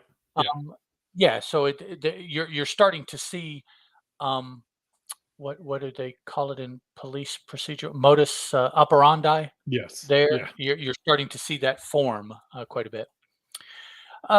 Cut back to the bus. Cut back to more tales about the Mirchi chili pepper. Well, that's the wrong accent, but it's what came to mind. Yeah, it's so bad. Yeah, sorry. It was a good try though. Yeah, I'm terminally Caucasian. I do apologize for that, but I make no apologies for that. It's just, yeah. I sort of fell and this accent came out. I apologize. Yeah, it's a condition. I it's have a salve, condition. but I don't put it on frequently enough. Yes. I don't know. During the trip, we see some conversation between Reuben and Mansi. Reuben is is viewing um, is viewing this trip in a certain way, Yeah. and Mansi is not. So All Reuben right. gets kind of flustered. Yes, sir. I got a timeout here because it's killing me. You Okay. keep saying Mancy. It's not his name. His name's Mo or Mohan. I thought this young dude's Mancy name was is Mansi. the friend of Ruben's back home that he is Oh, writing that the he's letters to. yes. Okay. Uh, touche. Okay. So you said it enough times where I was like, Oh I yeah. need to correct him. I need to quickly jump Okay. in there. So I Mohan. apologize. No, no. That's thank you. Um, so they're conversing and they're kind of at they're at odds, but not necessarily in a major way. It's Mhm. more um, personal philosophy way, Yeah. which is all the more interesting um, if you remember the end of the first issue and when you see the end of this issue. Mhm. Um, he must have in these journeys come into Reuben's way of thinking Yeah. I think so. anyways, because you can kind of see that that must be what occurred at the end. But Yeah. um, they now this is just very confusing to me. So they're driving in the middle of the desert and they come up on these these peppers that we have Just been talking about, the mirchi peppers. there's just dunes and dunes of Yeah, they're, peppers. I don't get the impression necessarily that they're growing in the middle of the desert, No, it does not look like that at all. but I don't. I mean, so what that means is that the people, and we do see some other individuals here once they arrive at this Yeah. pepper plantation or whatever you want to call it, but so they have transported these from somewhere else in India, and they have laid them out to dry to this extent. I mean, I guess. this is hundreds and hundreds of acres of desert that are just covered with presumably just these peppers. They've just been, thrown out like you Yeah. would seed or something. Yeah. You do see some mounds, so maybe that's places where they have gathered some or Yeah. something. But I'm like, That I is don't know. amazing. I guess I would have to look up maybe something about the processing of this pepper, and maybe that is what is Well, reflected and also because keep in mind this is a comic book, so we're getting sure. sort of massive exaggeration. Um, but I do like the spectacle of it. That Okay. this was this destination that they were going to. I mean, he makes a comment, Ruby makes a comment. I didn't come here for like the tame version of this pepper. Mhm. I came for the wild version of it, and that's what this is. Again, probably in the process of having them being picked somewhere and dried out and everything. But yeah, because there's even like lanes in between the mounds Uh-huh. where Yeah, people have walked back and forth yeah, or where you everything. can walk. It's just like this is a well laid out, like you said, hundreds of acres of just peppers. uh it is a visually stunning kind of Yes. kind of sight. So Now, um go ahead. that's an interesting thought. Um, in the first issue, I can see this connection here. Richard is telling us in the chat, I haven't read Rare Flavors issue 2, but I did read issue 1, and all I got from it is that this godlike being learns about different food dishes by eating the people who made them. Yep. Okay, That but that is not necessarily what occurs in this issue right. because he makes this dish. Yeah, he makes the dish. Yeah, you're right. So that Yeah, concept would be very Mancy interesting. Mancy, the driver, yeah, he just sort of partakes it. He's the one that brings them to the field or the Right. peppers. But yeah, you're right. He doesn't, he's not the one that ends up making it. Yeah, Right, right. yeah, no, yeah, he is responsible for getting them to the food per se in this Hmm. issue, but he's not responsible for the food that they eat. In a way, he is, but Yeah. not for the cooking of the food. Yeah. So I think this issue diverges from that understanding a little bit that Yeah.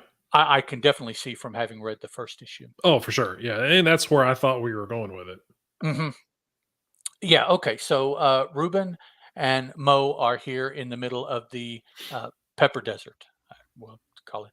Yeah. They're being spied on by Dilshan and Dilkush, who definitely you can tell are closing in on him, Yeah. and this is what they want. Um, oh, and I see that I just now realized he has his cat with him. His cat has a name too, but I didn't write it down. I thought that they had lost the cat in the first issue somewhere because I didn't see it, but right here it is. Mm-hmm. So there's three. It's Dilshan, Dilkush, and Dilkush has a cat, almost familiar kind of thing. I mean, if he's got this super sniffer, maybe that is a familiar. Who knows? Mo is continuing to take pictures. We see here the harvesting, although that's not the right word necessarily. I guess the harvesting of the dried peppers, as several individuals have gathered them up and are taking them to or are no, they're putting them in his bus, aren't they? Yeah. He I has think bought so. Yeah. a portion, and they're putting them in his bus. Nighttime, they have moved on. Our intrepid threesome and their uh, yellow submarine bus here, whatever it is, and then here things get a little creepy. They camp out for the night, and they decide. Reuben decides that he wants to go over to just this next village over here, and get something to cook for dinner. And he leaves Mo, and he and the driver go Yep. to the next village over to get supplies, basically, and come back. Everything seems peachy keen when they leave. When they come back, it is not a they; it is just Reuben. But he does have a nice piece of sirloin, or whatever cut of meat it's going to be. Yeah. Um, he's got a Oh, nice venison. That's what Nice, it is. yeah, nice fresh long pig, is what that is. Have you ever heard reference to long pig? No. That's one of the uh, names that was given to human flesh in the 1800s because it Oh, it resembles pork, gotcha. supposedly in the flavor. So people called it long pig. Mm. I don't know what people did, but obviously they had sampled it, or else you would. Yeah, You wouldn't have heard that. Yeah. you're right. You wouldn't have called it that. So then we get the main recipe for this issue, which is la al ma'as, a wild red meat cooked in a smoky red Methania chili broth, and the main heat spice seasoning is these mirchi peppers that we have been seeing and Mm. listening to them talk about. Some other things in here too, though. Some good stuff: garlic, coriander, cinnamon, cloves, nutmeg, turmeric. Nice recipe of how to prepare it. It's an interesting preparation in my mind because you combine everything into one thing. Yeah. It's not like a wet and dry, or a paste and a dry, or anything like that. Everything combined is combined into this paste. The paste is used to marinate the meat, and then actually at the end of the recipe, a portion that you held back of the paste is added to the main dish itself too. Mhm. So it's like the flavor is double and triple and quadruple Oh, yeah. magnified by the use of this spice paste that you have Some prepared here. good sounding stuff. It is. It is. Well, except for the protein. Um, But yeah. it, they're talking. Mo and Ruben are um, talking about Mo's mother. Um, I Well, he's trying to get in his brain. Ruben's trying to explain, like, look, you need to be as excited about this as I am. You need to be like, he's trying to like where's that creative, you know, you know, director or filmmaker that I saw and everything, and because I just feel like you're just here, you're just whatever, like you're just another day, and I think Bo's just kind of like, I'm not inspired by anything. There's nothing here. I don't get your vision. I don't get why we're even doing this, other than the fact you've paid me all this money. Um, it's until they start talking about his mom and sort of getting Mo to sort of open up, and then obviously they start eating and everything. That's when Mo kind of, um, okay, kind of, I guess, sees the vision, maybe. Comes around, yeah. Yeah. Or at least understands Ruben, maybe. I don't know. They're talking here at the end, and we find out Mo goes probably back to the bus to go to bed, I think.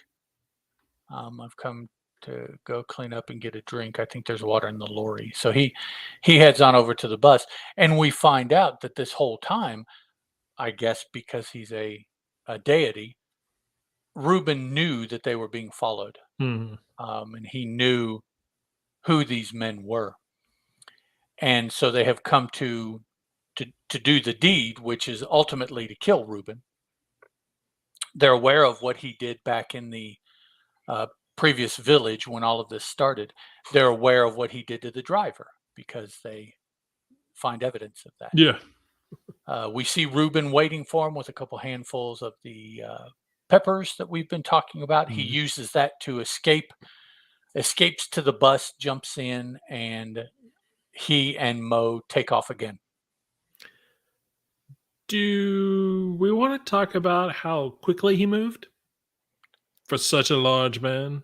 Well, he is a Because deity he after all. he is a I know. I was thinking, well, So okay, well, maybe yeah. that's the fact. But yeah, he does that clap and all the powder goes everywhere, and then there's just that little thing with him in the background, just like wee.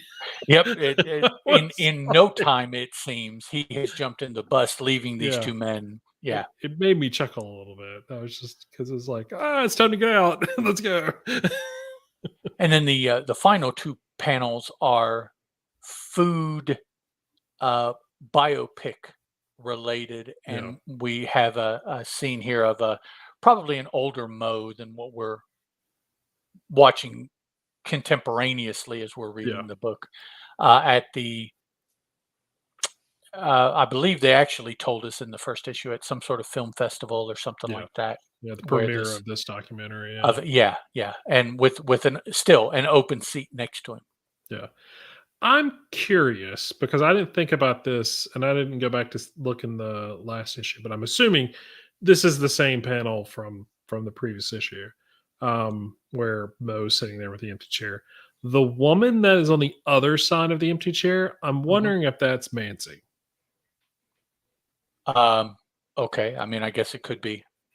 I mean, Um, Let me see if I have the. because I mean, we don't have any indication other than, I mean, we don't have any indication who Mancy is other than being, a longtime friend of Ruben.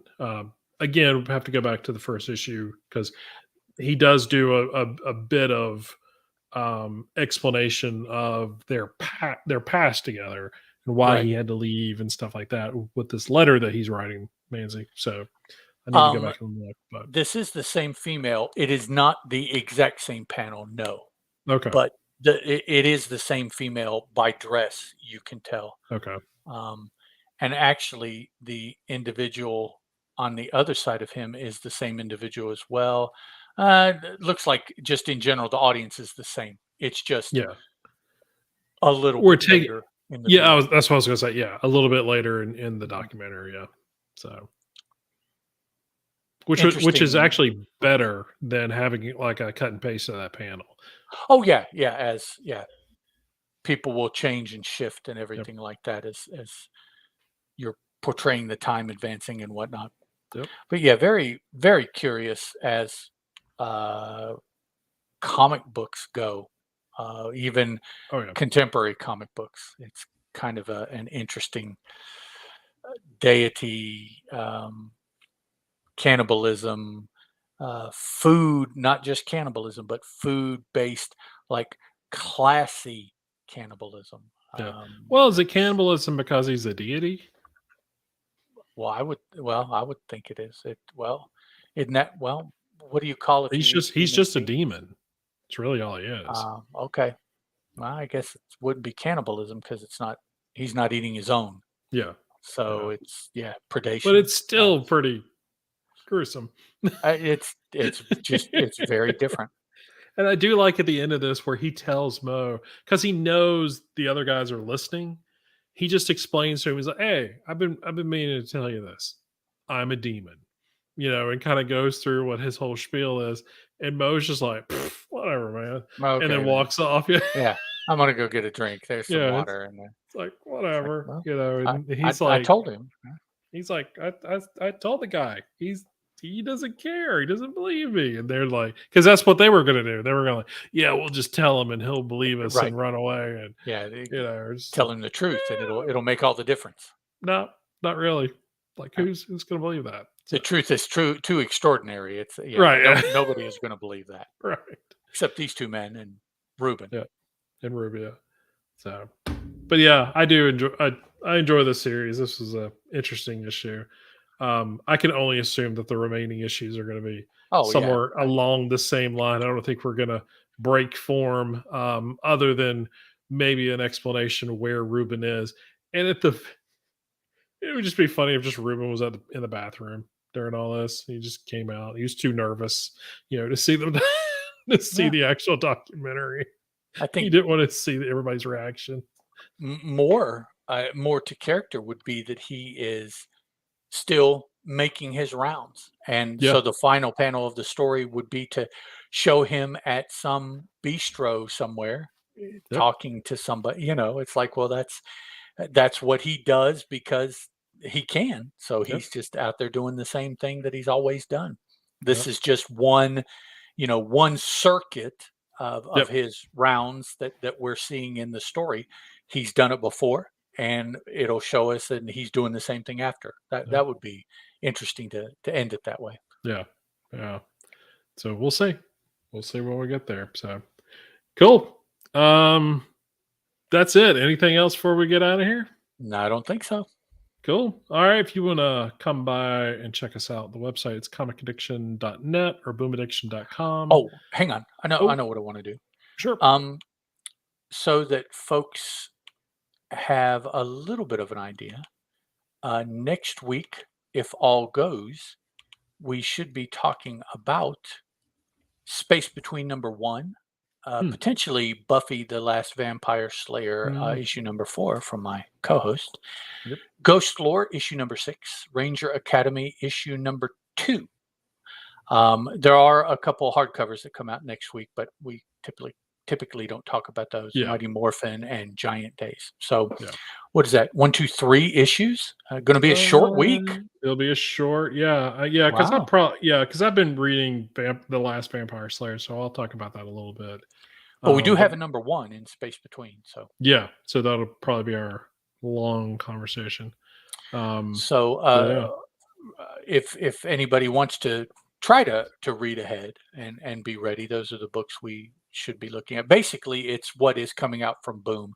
If you go to your shop Wednesday, now if you're like me and you get a monthly mail order, right. well, you're kind of, yeah, it doesn't it doesn't help what's coming out because No, what is in the box is what you get. And, yeah, exactly. so yeah, What's in the box?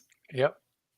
That's always the entertaining thing whenever you get mail on Sunday and you post all the stuff. I do look forward to that from time to time. I'm Mail like order. kind of curious on what Ed got this week. My next one, I don't know if it's there yet, but sometime this week I should be getting a mail order of books that I want to talk about on Newsprint Commando in 2024. Oh, okay. So there's a couple short series. I'll continue talking about Pacific Comics, but there's a couple short series, 6 issues each, that one or both maybe a lot of people aren't overly familiar with. So Oh, I'll interesting. hopefully have pictures of those and any Kickstarters or whatever. That's usually what those Yeah. pictures are, is crowdfunding stuff. Okay, I'm Yeah. sorry. Go No, ahead you're with the fine. go ahead with the See, official but close. that's the thing. I mean, you have a lot more. I mean, you have a lot more podcasts than I do. Obviously, Boom Addiction is the only one I've got going on these days. But yeah, you're still doing. For those who don't know, I mean, go ahead. I mean, let everybody know. I mean, Okay. All at right. least the ones that are active, we'll say. Okay. Well, I do Ronin Rabbit, which is an Usagi Yojimbo podcast that comes out once a month. I do Lords of Order, which is a DC's Doctor Fate fan podcast that comes out once a month as well. Terry and I had been doing. Terry is my wife. She'll pop into the chat on occasion. Actually, that Terry. We had been doing, and then we lapsed and have recently gotten back to doing a Thor podcast, Marvel's Thor. We talk about an older book and a newer book each issue. The first two that I mentioned are usually one book or one story, so they're 15-20 minute hit and go kind of Mhm. shows. So it's pretty quick listening. The Thor is anywhere from 30 minutes to an hour, just depending on the books we're looking at. And then I also have the Newsprint Commando, which is a show that I started to just talk about whatever struck me that I wanted to talk about. And for the first 3 years of the show, I have quasi planned out. The first year is coming to an end, and it's a calendar year. They sync up there. So so far, I have talked about this year Pacific Comics. I want to try to talk about all of the books from Pacific that I can get a hold of. Now, the first year, that's not a problem. The second year, it starts to be a little touch and go, and then the third year that the company is in business, that stuff is hard to come by, and it Oh, comes at a okay. premium when you can find it. It's a little dicey as to how far I'll be able to get. But Right. what I try to do is I try to do 2 episodes of that a month. One episode is Pacific Comics, and then alternating will be 2 other books that are from the late 70s, early 80s, non Mhm. Big Two books, maybe color, maybe black and white, something like that. Currently, they have been Samurai from Aircell Comics, Oh, and nice. a book called Red Fox from Harrier Comics, which was a UK Okay. company dropping stuff in the early 80s over here. They had probably 4 or 5 books come out while they were publishing stuff over here. Not big. Yeah. Aerosol was pretty big. They were bought by, or Aerosol bought Eternity, and Yeah. then Malibu bought Aerosol, who had Yes. Eternity. Yeah. And yeah, so if you go to look up And Aerosol, I you'll bought probably have comics from all three. Yep. So that's and then next year, uh, the Aerosol and the Red Fox will drop away, and I've picked 2 new books to talk about, Okay. and those should be the ones that I get this week sometime. Cool. And that's it. It's just 4. I need It's to. just 4 podcasts, one a week. Each one is a month. Well, Newsprint Commando is twice a month, but so that's all. I wonder how hard it would be to get Area 88 back issues. Wasn't that Um, Aerosol? no, Area 88 was Eclipse, wasn't it? Oh, was it Eclipse? Okay. It I think it was Eclipse, yeah. was one of those. Or So, well, now that I say that, let me. it's been a while because I haven't Uh, read that book or seen that yeah, book since I was picking it up off the shelf. it was Eclipse. Okay. Started in 1987. So yeah, Yep. that was Eclipse That Comics. was early on in my comic collecting days. Yeah, that was it. Wasn't Yeah, that was kind of manga-ish. Yes. So that would have been along with uh, what was it? Girl Psychic Mai, Yep. and there were like 4 of the earliest mangas that came out over here Yeah. are all from Eclipse about this same time. Yep. That's how I read them. Yeah. That's how I got into all that kind of stuff. I stayed with Area 88 longer than anything. Okay. But then yeah, I picked up, yeah, it was anything, because I was such into like Robotech and all that. So anything that reminded me of anime, and I didn't know what anime and manga and all that meant back then. I just was like, that looks cool. I want more of that. so my comic shop would order me a lot of stuff. So yeah, that stuff kept Kamiko afloat for years. Oh yeah, for sure. Doing their Robotech adaptations and all that. Yeah, all those color ones. Yeah, for sure. Yeah. All right, so let's get out of here. Again, boomaddiction.com, comicaddiction.net. You can email us at boomaddiction@gmail.com. Follow us on Twitter at boomaddiction. You can follow Ed at Teal Productions. You can follow me at Chris Parton or any of the other social medias that are out there. If you're not sure if we're part of them, just search for those names. More likely, we're using the same ones. At least I am. I think you're using Teal Productions on most of that. Yeah, Teal Productions. So, but yeah, so you can find us on other social medias. Come by our Facebook group, which is Fans of Boom Studios, and join that group in the conversation over there. Forums is Just Another Fanboy at freeforums.net. And I think that's it. It's all off the top of my head. So yeah, cool. Everybody, I appreciate y'all listening. If you checked us out on YouTube, again, we have changed our schedule. We're now Mondays at 7 p.m. Eastern Standard Time. Follow us on Twitter, and we will see an announcement whether or not we're doing the show or not. The odds are we're always doing the show. The few times that we don't do it on a Monday, we'll let you know. But yeah, so Monday nights, YouTube on our Boom Addiction YouTube channel, as well as if you're following us on Twitter or our Facebook group, obviously we're streaming on those as well. So, but if you want to join the chat, you have to be on YouTube and Facebook. Twitter doesn't allow you to do that. So, but if you're listening to us after the fact as a podcast, thank you very much. We appreciate you. We appreciate all of you for checking us out. If you want to do us a big old favor, let your friends and folks know about us. And let's talk about some Boom comics, and let's get some folks reading some new books. So there you go. That's the goal. Just even if you're just checking out one book, I'm good on that. And if you do check out a book, let us know, because we would love to talk about it. And that's it. So Ed, as always, thank you, sir, for joining me. Yes, sir. And we will catch all of you next week. Goodbye. Ciao. Boom. Around. All right, everybody in chat, thank y'all very much. We appreciate all of the good conversation and contribution to the show. All of y'all know that y'all are important. We love sharing stuff that you talk about. So folks on the podcast may not quite get what we're doing, but folks who check us out on YouTube definitely do. So keep joining us and sharing. So y'all have a great night, and we're out.